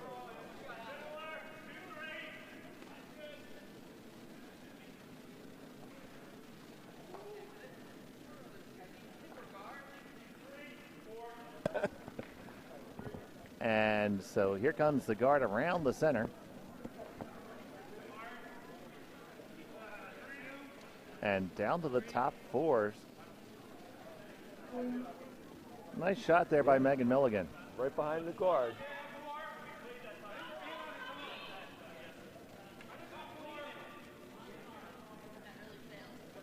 Looks like Tim's calling for a freeze on that shot.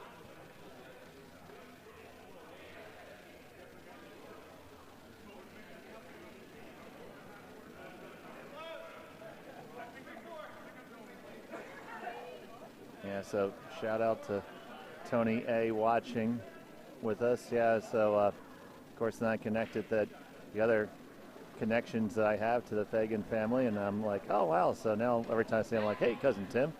As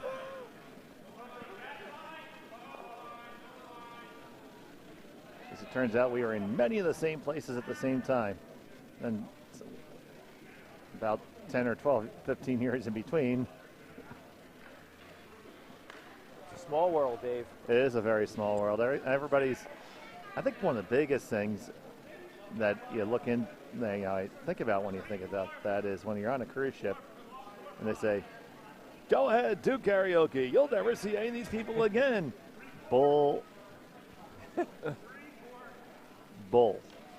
And then you run into them later on in life, maybe at a curling club. Yeah, absolutely. I was on a cruise out in New York and I ran into pretty much the entire staff of Pete's Clown House Restaurant, one of the best breakfasts in Philadelphia. What do you like to get when you go there? Oh, it's whatever you want as long as you have some of the potatoes. They are home fried masters. You walk in, they got that big mountain of potatoes on there. Got some and they fried onions in there, maybe? Well, you absolutely have an option for either one of them. Tim's going to look to peel this center guard off the hand of Graham Jackson.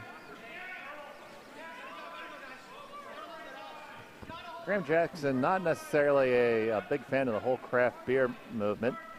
He generally says, people say, you know, what's this beer? It's a sour. It's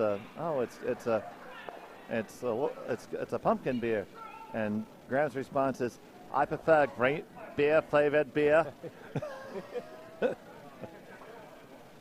Usually a pint of Guinness for him.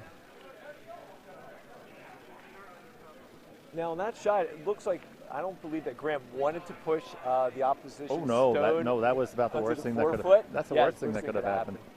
So his weight was a little down on that, I guess. Yeah, so it's Kevin Steger, line 1. He's going to try to thread the needle here with Jim McCullough's rock. Looks a little hot coming in. So hot, we mean just a little too much weight. You know, a little too much weight, a little spicy, a little picante. It goes to the back 4, back 8, and out through the rings. So another chance for Tim to rectify things. Now, before the pandemic, and it's still a good deal, Clown House had the He-Man special. So you would get coffee, juice, toast, home fries, 2 eggs, 2 sausage, 2 bacon, and 2 pancakes. What do you think that variable feast would cost you? Well, since it's such a great deal, I'm going to say it was probably like $9.99. Try $5.99. Jeez, that's a good deal. I bet it was really good too, right? Oh, absolutely. It wasn't just cheap. It was and now good. it's went to the princely price of $7.99. Oh, there you go, inflation. They still have a lunch special, like meatloaf and 2 vegetables is $4.50. That is quite a bargain. Now it's in an area. It's about 3 blocks down Frankfurt Avenue from where the former location of Northeast Catholic High School in the Northeast. So I'll take my friends there, especially my suburban friends, and they'll say, "We're going here?" I'm like, "Yes, yeah, we are." It's good, right? Yes, we are. There's such a huge local following. Now Vinny's being asked to put the guard back up.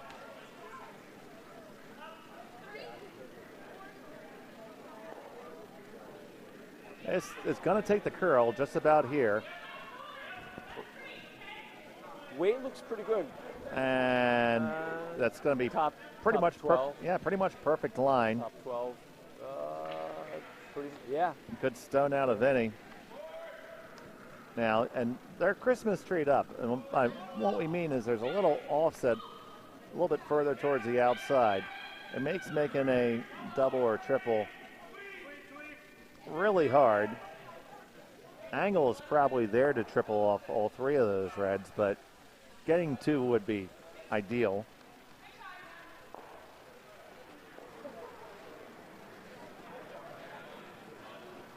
This is Lindsay Poseel.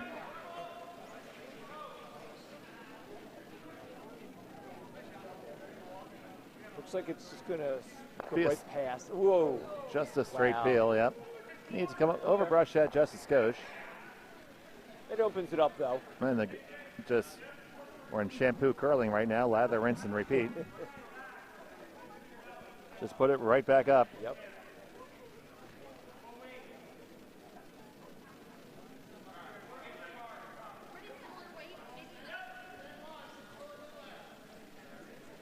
This one looks to be a little bit lighter, and now since he just saw the same stone, Kevin has this line in his back pocket. Just a matter of trying to make it perfect. This one is going to go a little deeper, but it should still be pretty good. Just the tip deeper. Just a bit. The one blue that's in there, though, Dave, it's going to be challenging to get that out. If Red wants to score a big end. Yeah, I mean, Red's happy to steal without the hammer here. True. Right now, as long as Tim Fagan has to ask his team to keep on chasing, it's less time he gets to generate a score of his own. Coming out with big weight out of Lindsay Poseel.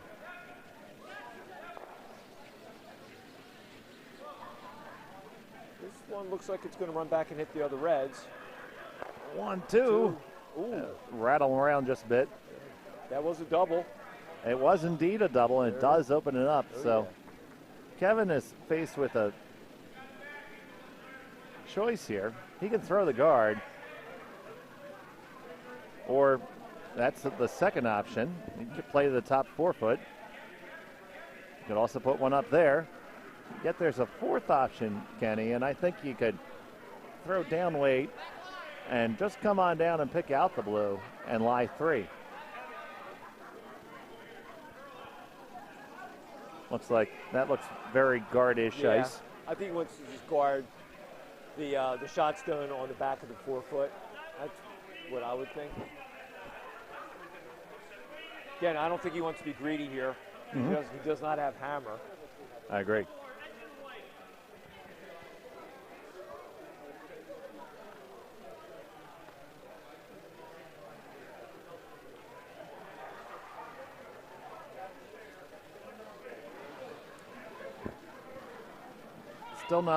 still very possible for Fegan to generate a 2 here, so this has to be a nice one. Has those two blues hanging on the other side of the rings that can be pushed back. So here's Kevin Stayer. Looks pretty light. And along with Jane was the founder of our club.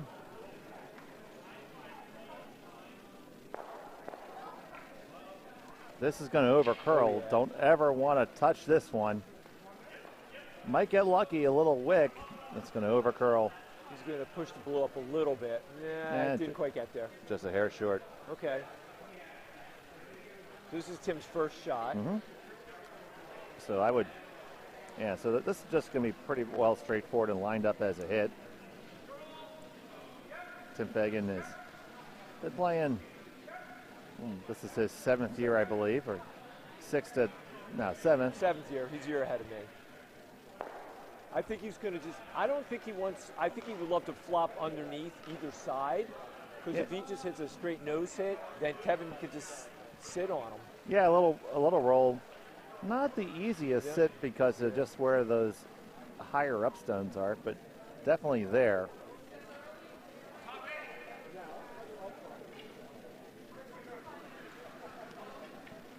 So looks like he used control weight with that ice. Yeah, so by control weight we mean about 10 and a half seconds between the hog lines if you're going to time it. And you want to get out your stopwatch. I knew I forgot something. You click it now.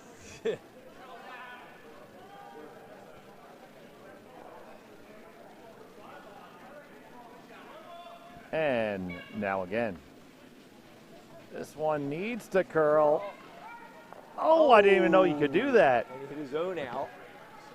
So that's suboptimal at best. He did not curl very much on that line. Now, it was a little bit of a spicy control. Might have been closer to normal there. Yeah. So Kevin now lies 1-2. He's just going to throw up a guard and now play hard for a steal.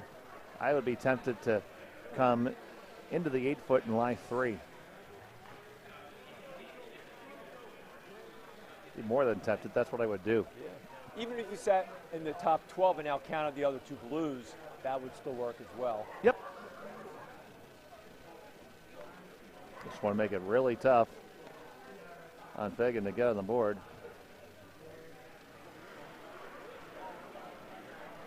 Last from Kevin Stayer here. He used a little bit more ice because of that last time where it curled so much. Let's see. All right. It's coming now. Vinny Bursey has the line call, waiting for it to walk on over.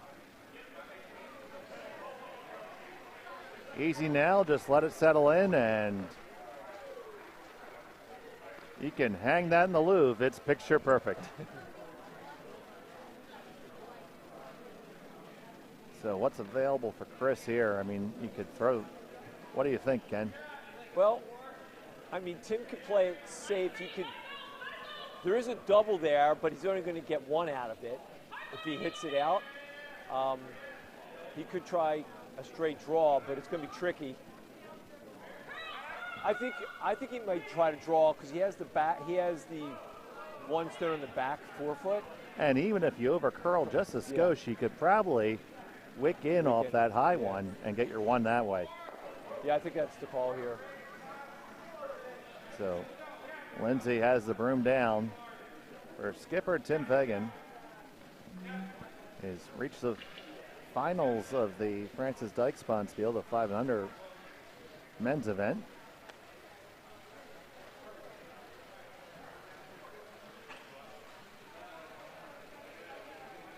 End up as the finalist. So facing 3, final stone of end number 2.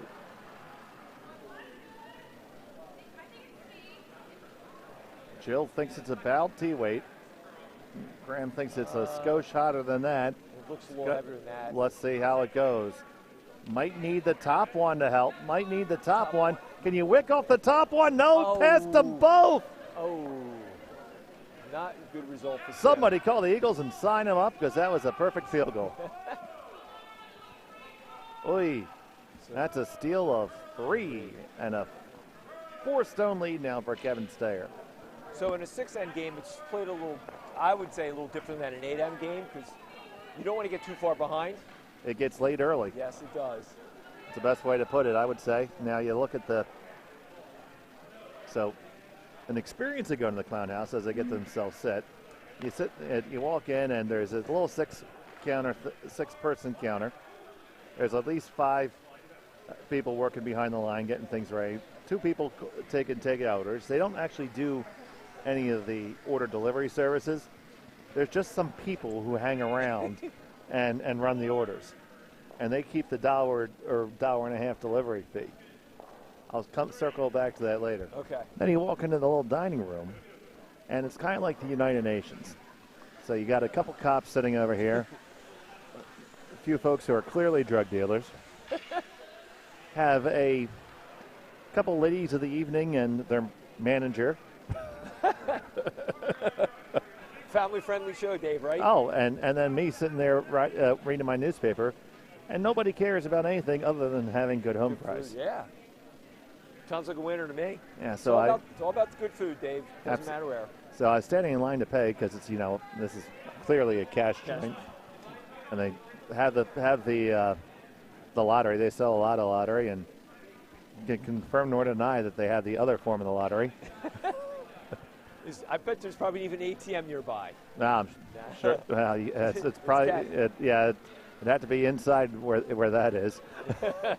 But yeah. So I'm standing in line and I hear somebody take an order and they yell, "Hey, whoever's going to 424 Orthodox Street, you better hurry. They sound kind of effed up."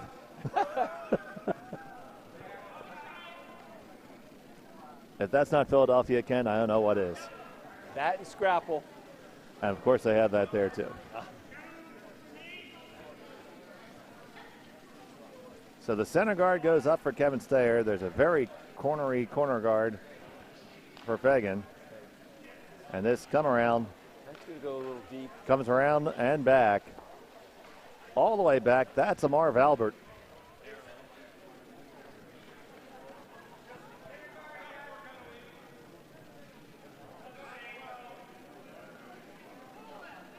It's good food, Cassie. It's good food.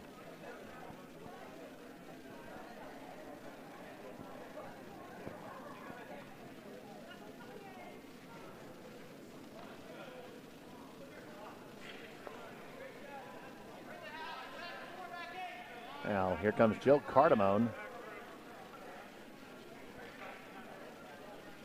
Trying to get this one under cover. They're going to have to hurry to get it on the rings. Just get a biter there. That's far more biter-ish than the back biter. A little bit of daylight there, so I do believe there's shot stone. Very close. Overburied. That's about as perfect as you can put it based on where the guard is.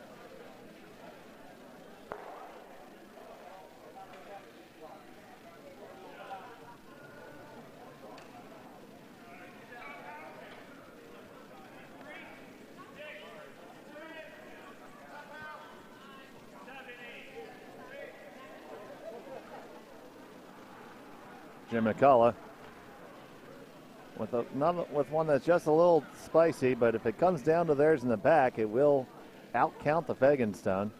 I think it's going to sit right up against it. It's back 8 foot. Back 8, yeah. Shot and third stone belonging to Kevin Stayer.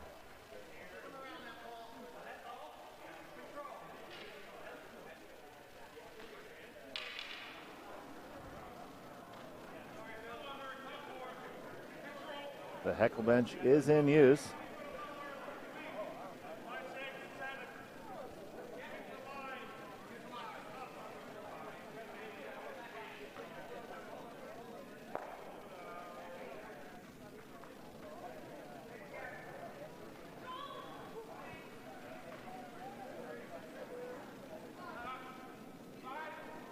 Graham throwing second for Tim here.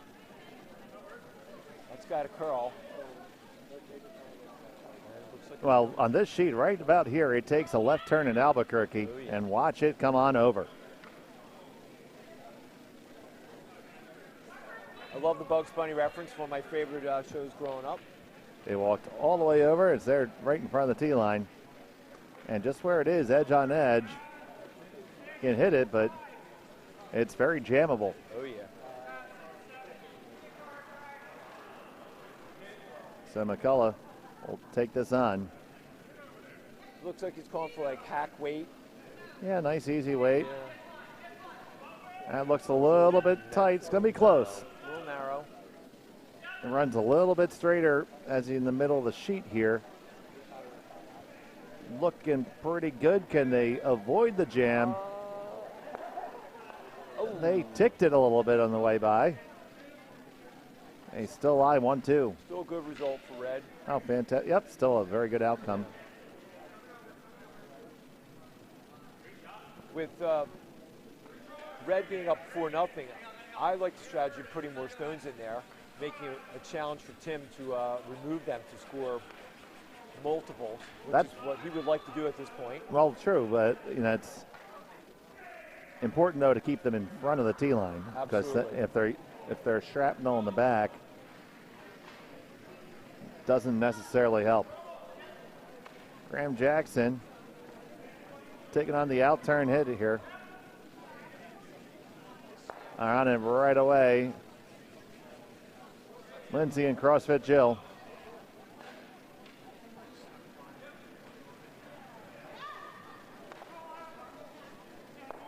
Nice shot by Graham. I think that Jill's run no less than 8 marathons, and that's well more than I've even watched. I say more than I've ever run.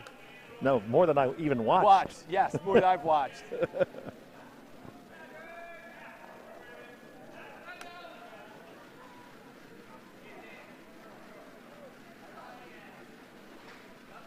Fun fact, Jill and Jim Fenner are getting married the week before my son is getting married. Oh, that's fantastic for them, and did not know about your son, Mazel Tov. Thank you.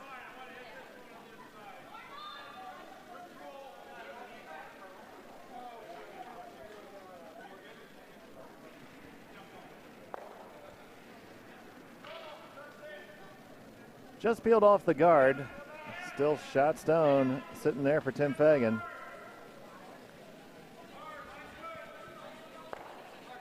He's calling for a guard.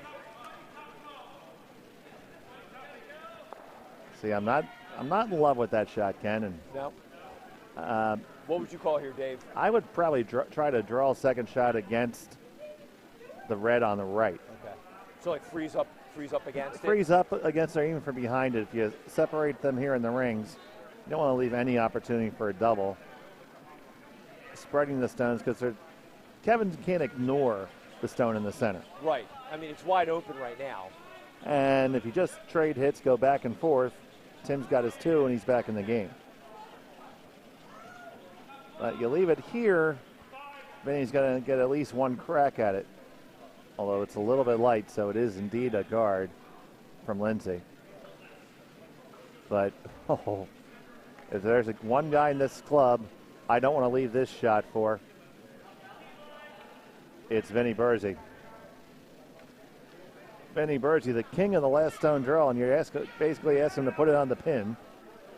Every Bonspiel team that Vinny plays on has him throw the draw the button.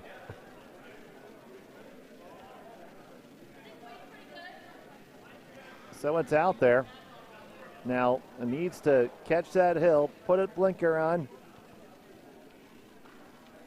Oh, this is just a little too picante. A little heavy. It's going to bump the back one out. Yep, so now there's... Yeah, a little spicy. Yep, that's a spicy meatball.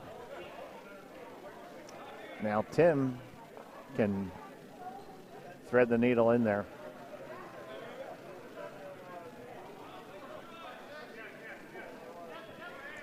Lindsay getting a second crack of the apple. I think something like top 8 behind the guard would be really beneficial for them. If she can put it there. I think she can. This one looks a little bit light. They need to be on it all day for line. Graham and Jill are pounding it. Tim's going to wander on out. They got it there. They got it by. They got it right on up into the 4-foot. They lie 1-2.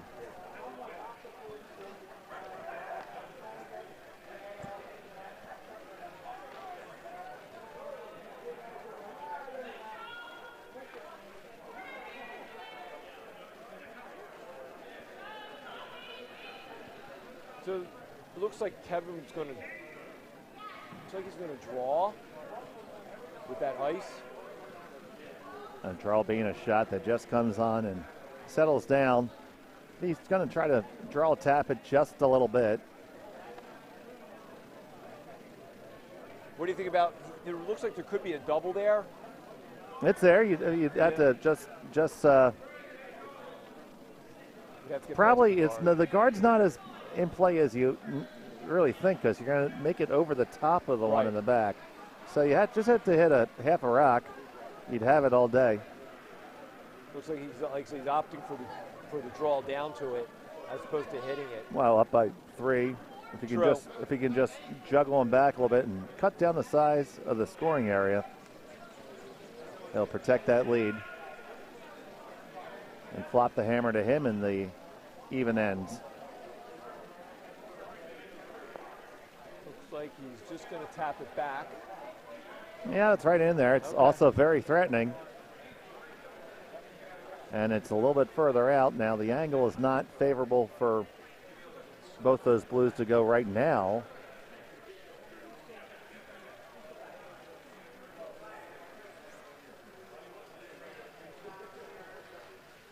What's your thought on the City Connect jerseys for the Phillies? Well, they're certainly different, and they remind me of the Union jerseys, Yeah, but they went for a different look. it is decidedly different. So I'm okay with it. And again, they went for a different look completely. I actually happen to like the red jerseys, but they discontinued those for some reason. The ones they wear in spring training. Oh, the bright, yeah, well, Yeah. they're just spring training, Yeah, but they did one year. They did wear them a little bit, but Was it? Yeah, it was like weekday afternoons. yeah. My favorite are the Powder Puff Blues on Thursdays. Mhm. Home Thursday. Yeah, Blue Thursdays. That's my favorite. Although, I would love to see the full maroon one. I don't think they're ever going to return, though. Well, From the you 70s. know there's a good story about that. I don't think they played well when they wore them. Well, it's more that one particular player had a problem with it. The great Greg Lazinski, the Bull, marched into the general manager's office and said, "I'm never wearing that thing again. I look like a big frickin' plum." And that was the end of those, huh? And the Bull hit a lot of home runs, so Yeah. they got retired real quick. They were the Saturday night special jerseys. They were Saturday night. That's before Saturday Night Special had a different meaning. Yeah. Meanwhile, I think the guard that Tim put up was really well done. He's guarding the 2. Yeah, so it looks like Kevin's gonna run it all back right now. This is a skosh risky It is a little risky. because you peel that guard open. Right now it's really tough for Fagan to score 3.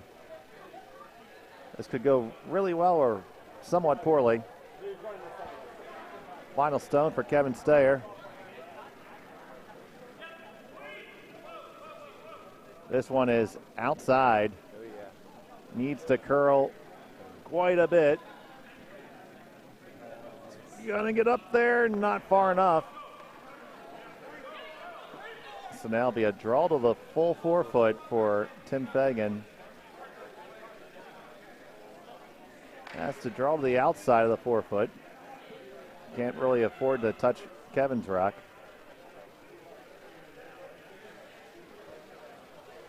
Yeah, there's definitely an opportunity for 3 here.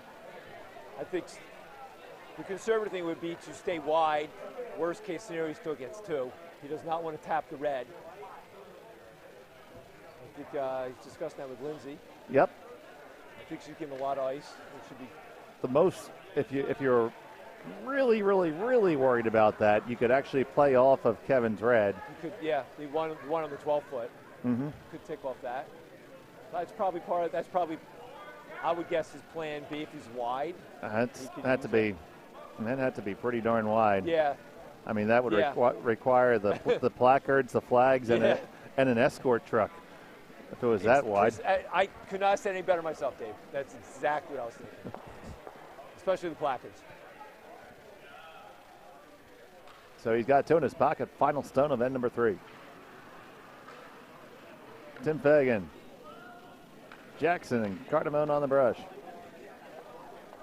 Now you have to wait for it to get up to the hog line. That's going to take that left turn.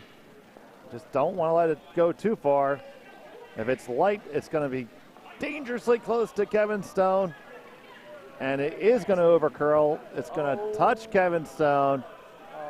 It hopefully holds short. Oh. It's still going to be two blue. That was the one danger. Yep, so it's 2 for Tim Fagan. Kevin Stayer will have the advantage. Well, that gets Tim back in the game now. Sure. He really needed to get 2, I think, on that end. He'll have the hammer. Taking a look at some other action on the ice. It's Kevin Brady with a 2-rock lead over Bill Reuter.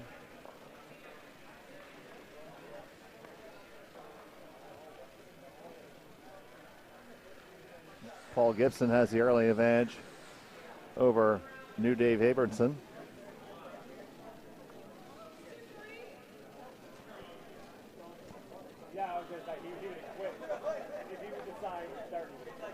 I can't see the score on A. And well, it's at least 2-0. It's 2-0. It's 2-0 in favor of Jeff Gelman. Jeff Gelman, yeah. It's Gelman.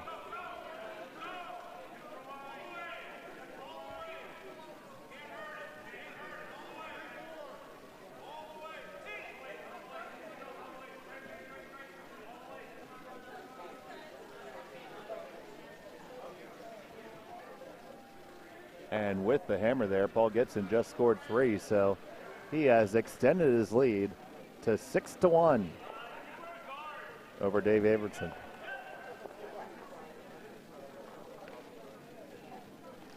Center guard is up for Team Fagan, trying to get around it. It's going to tap it back a little bit. It is going to tap it, and more than a little bit into the house. Just slightly into the rings now. It's interesting to see. Yeah, the 2 options, draw around it or put the second guard up. And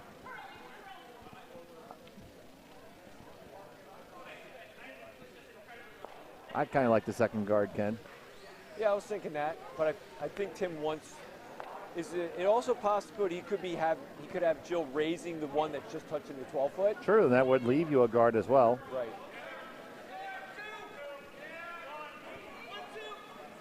Well, the amount that it's going to move. Watch it right here, Dave. Watch the thing like snap. Look at that. That looks like it's coming in. And it's gonna just say hello to it, and they're both in the rings now. But since they are both in the rings, they are not protected by that free guard zone. And that is precisely what Kevin wants to do, is take them out. So Megan Milligan getting called for the rare lead double takeout.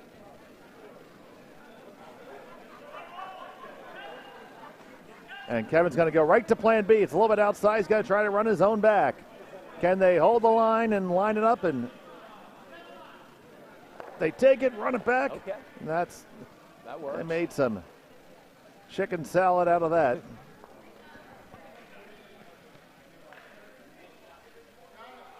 A fine plan B. And Kevin recognized it right away, called the line. It was important they kept that straight enough so that he could run it straight back. And he had to commit to that early. Absolutely.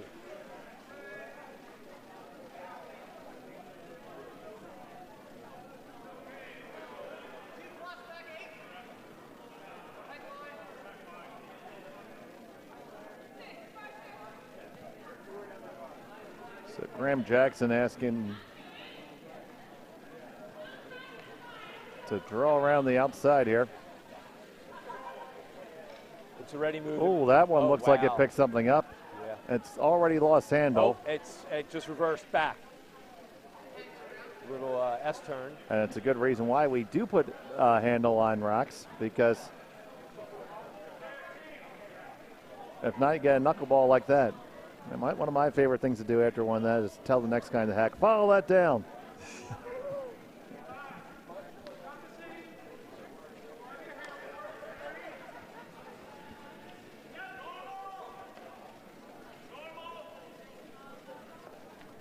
Gonna be just a straight hit. And away it goes.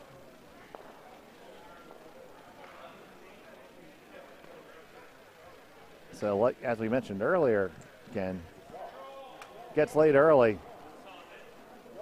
Don't know if hitting it is really what you want to do.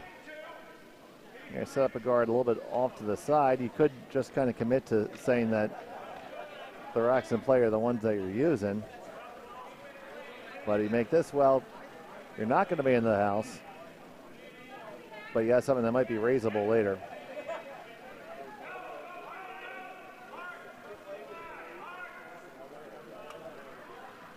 So on the outside. It's a little wide. This needs to turn. It's going to end up on the wrong side of the River Thames. And back in the barn. Tim's got to be careful not to give up more than one in his end. As I said, it's getting late really quickly.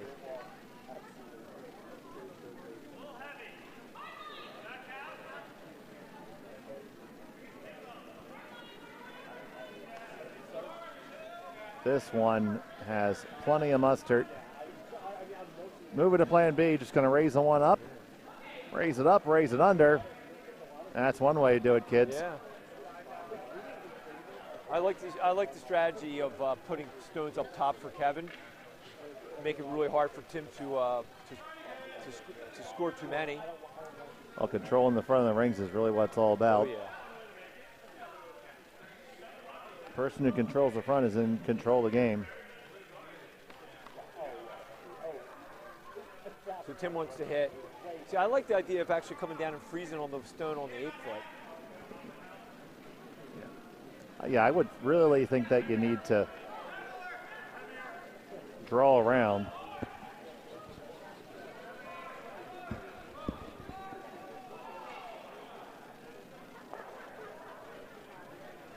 Going to hit the one. Will they get the double? No, they just get the one angle raise. Yep. So still, shots down the rings for Kevin Stayer. Looks like an ideal time to put up a guard.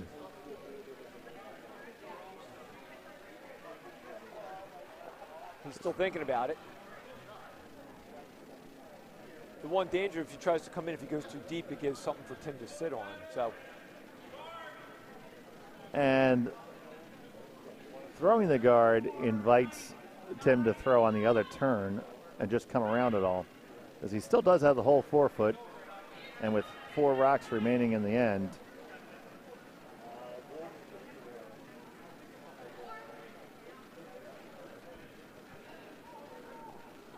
he might be able to set up a steal that way. And Kevin wants to be aggressive, but not so aggressive that he sets up a potential steal.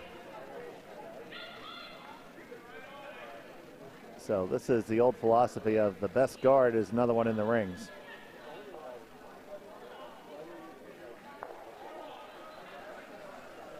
Tim has no choice but to address these stones.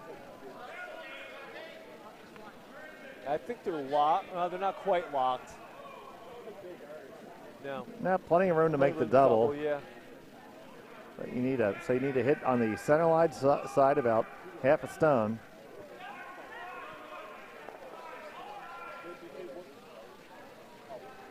Rushers on this one really quick.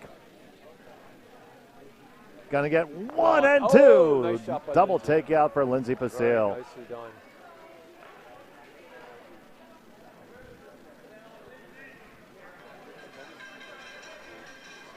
There was a delayed cow ball from the heckle bench.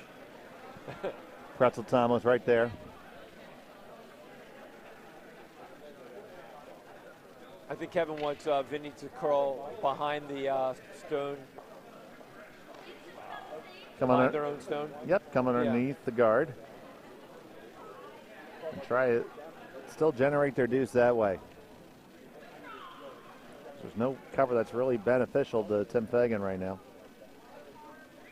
This one just needs a grind. Now it's taking the curl. So once it takes that curl, he can really accelerate it and get to go just enough further. That, I don't know if I'd be hitting that, Tim. I think I'd just kind of tap it a little bit.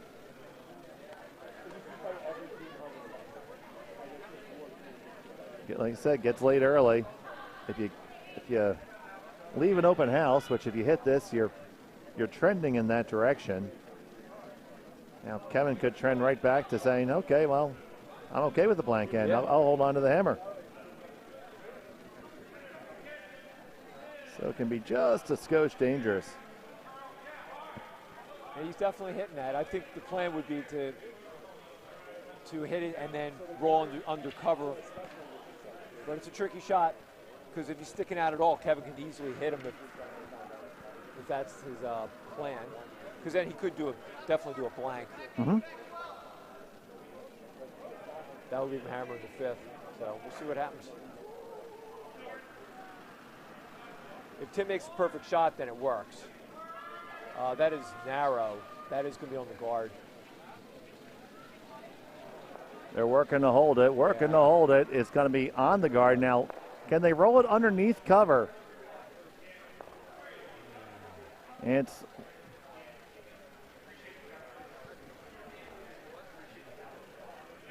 as wide open as the Manitoba Prairie.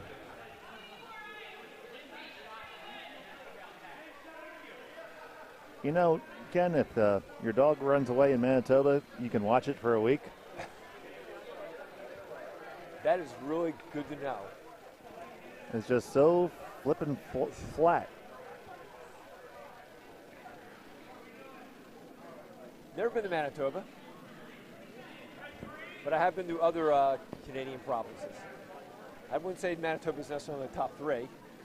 Well, we have a Manitoban here at our curling club, Mr. Wade Norquay from Winnipeg. I've had the pleasure of playing on the same team with him before. He's an excellent guy and a great curler. But if anywhere you go in Manitoba, just don't go to Morris because it always floods in Morris. I'll take it under advisement. Meanwhile, that was actually a pretty good shot. Yeah, nice shot. Rolls all the way across and out. Yeah, it's out. I do not think that is a biter. And well, they'll determine if that needs to be a biter later. Right now, Tim doesn't have much of a chance other than to try to put the force on.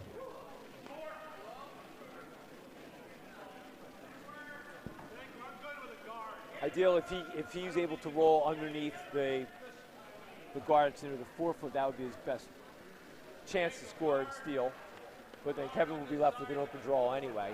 Now, Ken, are you playing in this prestigious event? Unfortunately, Dave, I'm on the DL right now. Oh no, the down low.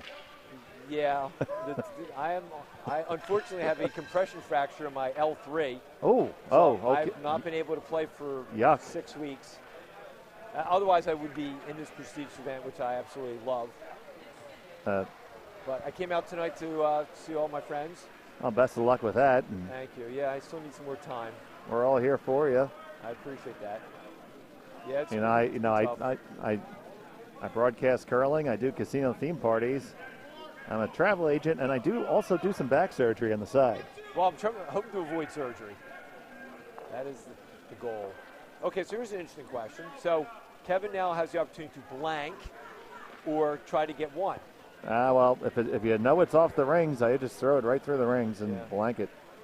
Keep control. And if I'm Lindsay, if I think there's any chance that's sitting on the rings, I'm grabbing the biter bar.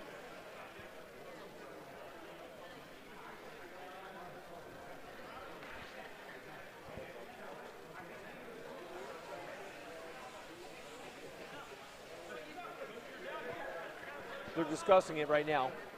Yeah. You can see that. Graham's just wondering. Graham is looking for any solution that gets him closer to beer. He's only had one Guinness thus far. Been a slow night then. He could have brought one with him on the ice. I do not know if he has. I don't think he did. He's saying, where's my bloody beer? Well, Graham definitely will win Broomstack many times. Well, this is going to be a blank That's end, blank end, yeah. assuming they agree to it.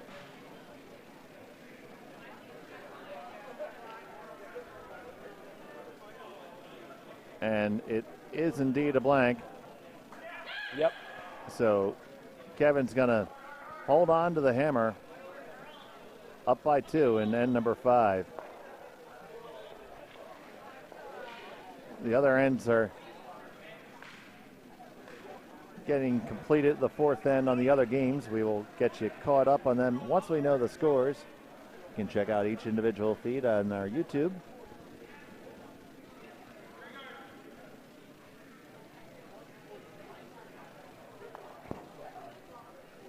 So, Dave, I've been asked about the Pierogi Factory never returned, did it?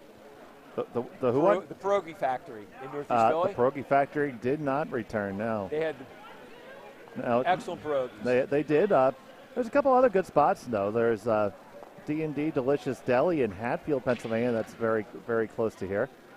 Also, Wonder Foods right here in Warminster on York Road has fantastic pierogi and potato pancakes and stuffed cabbage and a bevy of European foods, be them Polish, Ukrainian, or Russian. Getting me hungry just talking about it. It's just a couple par 5s down the road. Par 5s. I've not had the pleasure. Ah, well, next time on your way home from the club, you can go and pick up some good stuff. Now, What was the name? Dean, you said? Wonder Foods is the one that's right here, okay. and then D&D Delicious has the pierogi. They're in Hatfield, D&D, okay. and they have a wide array of frozen pierogi, and very good kielbasa. That was where we sourced our food from after the pierogi factory closed for the Big Buckin'. Many times I got many compliments. I would typically serve on the Buckin'. Yep. And people would come back for more. And Cassie always said, you got to limit it. Got to make it through the whole Bondsboro. Yeah, well, and you should have seen the size of the Golumkis we got from D&D. They were Golumkis that, if they weren't going to be Golumkis, they had a future in adult entertainment. When I served at the Buckin', that was the first time I learned about Golupkis, and they were amazing. I've never had one before.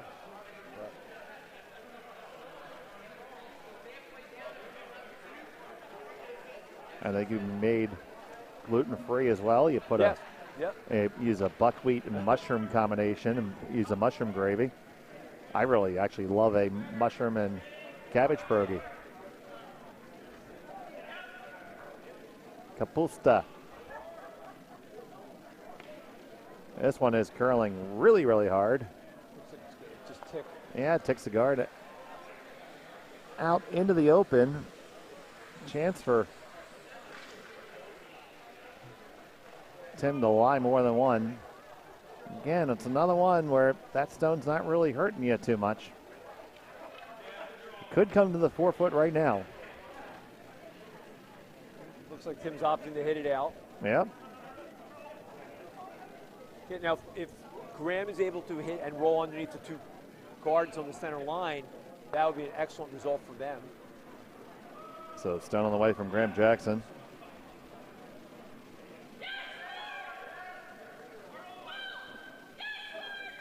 Starting to curl. If he gets past the guard, it's going to be really good. Oh, just hit the center guard. Yep. Does hit the center guard.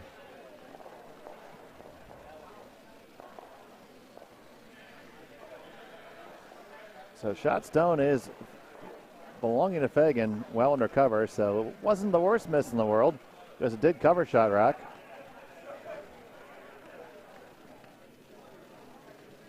Either draw in or peel. Asking McCullough for control weight.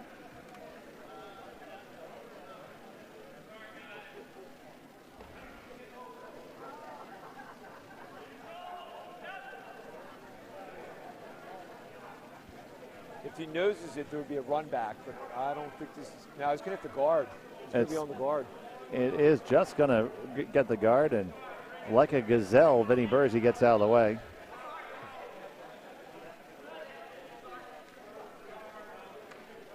I still like that result for Kevin because he's still clearing stones out. Mm-hmm.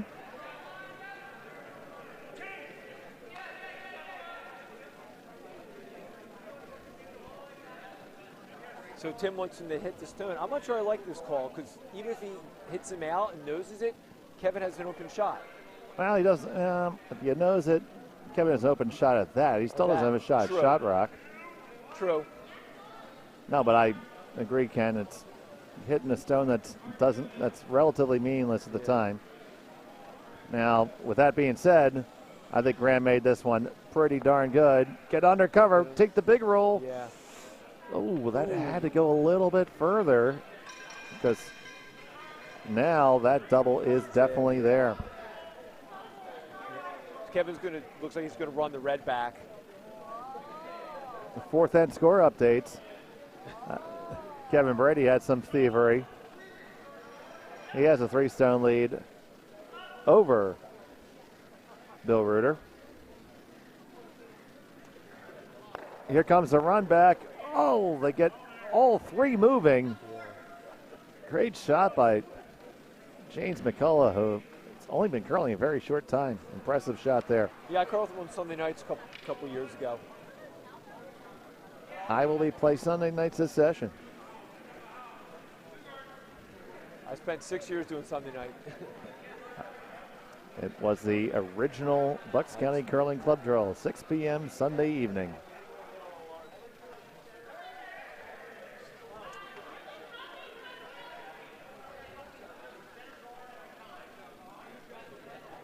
I guess Tim wants to guard the shot stone.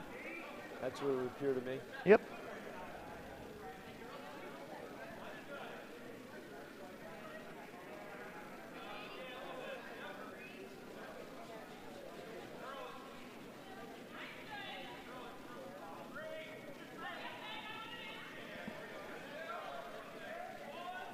And that guard is thrown very well by Lindsay Basile.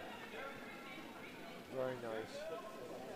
Oh, there is potential double there. And Vinny's going to try to take it on.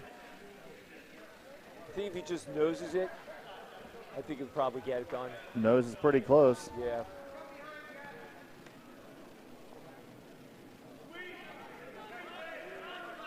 I think that weight's down too much for a double.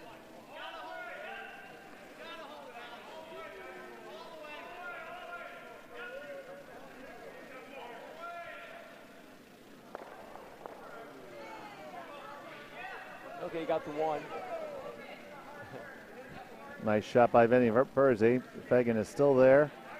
Now, Kenny, do you draw underneath that redstone? Looks like that's what Tim calling for. I mean, Tim really needs to score two here. Yeah, to steal two, and it's going to be a challenge to steal two anyway. Yep. But, I mean, if he does curl, if Lindsay's able to put it underneath the redstone, I mean, Kevin can just run the red straight back into it. I think that's the plan now.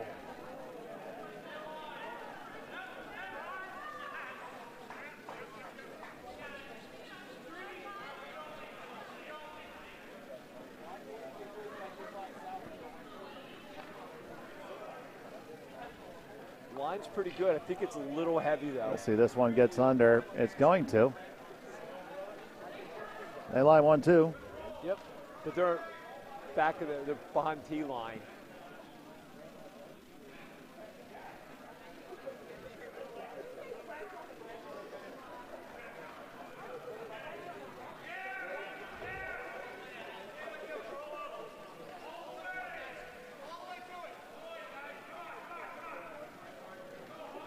That was probably the best that they really could do at this point. Yep, absolutely. Just going to get Vinny to kill this open one here.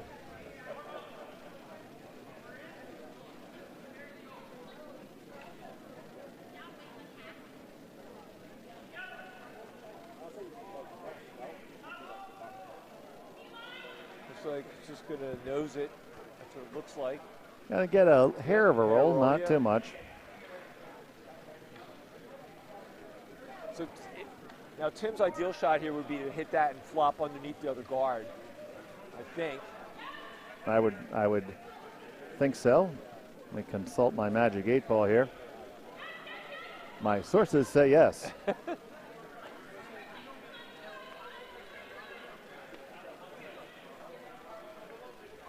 If he gets a good roll, if he's able to freeze on his own stone, that would be about the best he could do.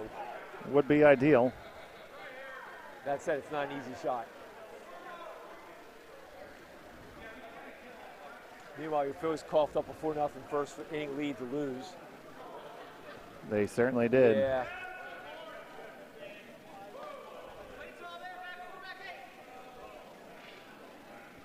Winning play was an opposite field hit to the alley and right, and 2 runs scored. Throw at him beat, but Real Muto could not hang on to the ball. Tim Fagan, his first of 2 in the 5th.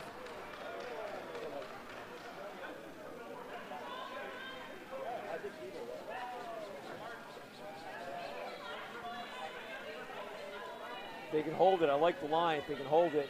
Oh, just get a piece. Oh, and it takes his own out that was undercover. That's an absolute disaster. Yep. About worse than it could happen. Yeah. He hits another inch or so thick, it probably ends up working out great. Could have done something. Enough. Yep, relative. Did not get enough. Whoa. It just went from a lovely transatlantic crossing to a tragic end in Lakewood, New Jersey.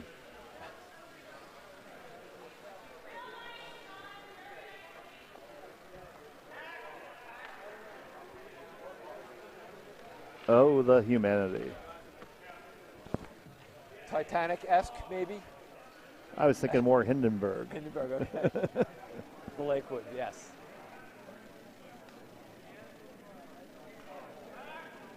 Yeah, not ideal. Kevin's in the driver's seat here. Absolutely, and he said, let me get to broom stacking faster. And doesn't matter where this stone ends up, Tim's going to have to find a way to hide. This is going to go deep. Actually, maybe go back 12. Yeah. Oh, and it's on the back. 1, 2, 3, 4 are sitting there. Yeah, Tim needs a perfect draw here. Underneath the red on the 12-foot. Yep. Make a good draw here. You can still get out of it.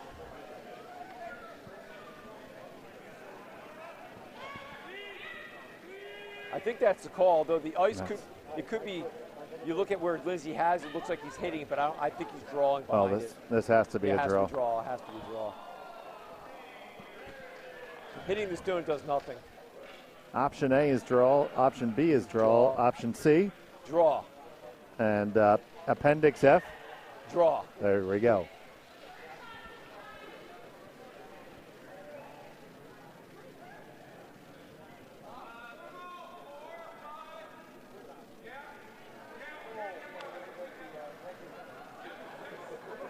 So the draw on the way from Tim Fagan. He absolutely requires this one. Needs to curl. Looks like the weight is pretty good. It's got to go. It's got to go. It's starting to die on him here. Got to go. Heads down and sweep, guys. Don't ever get off of it. Need to get any bit under you can. and you don't, it's wide open, and Kevin can just pick this out and take 4 and likely the game. Yep.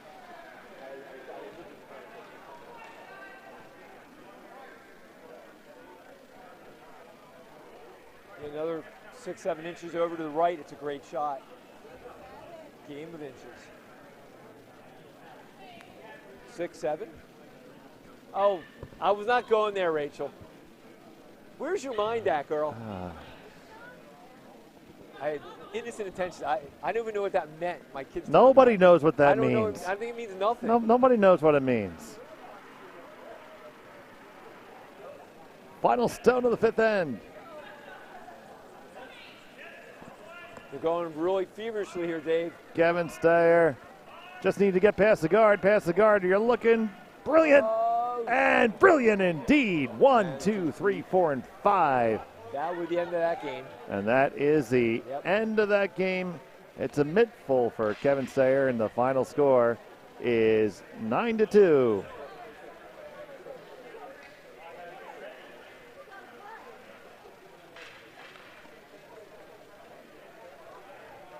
So keep it right here. We'll have another game for you at 10 o'clock. I got to go play, Ken. Actually, I'll be watching you. All right, sounds like fun. I'm going to be watching all the games myself.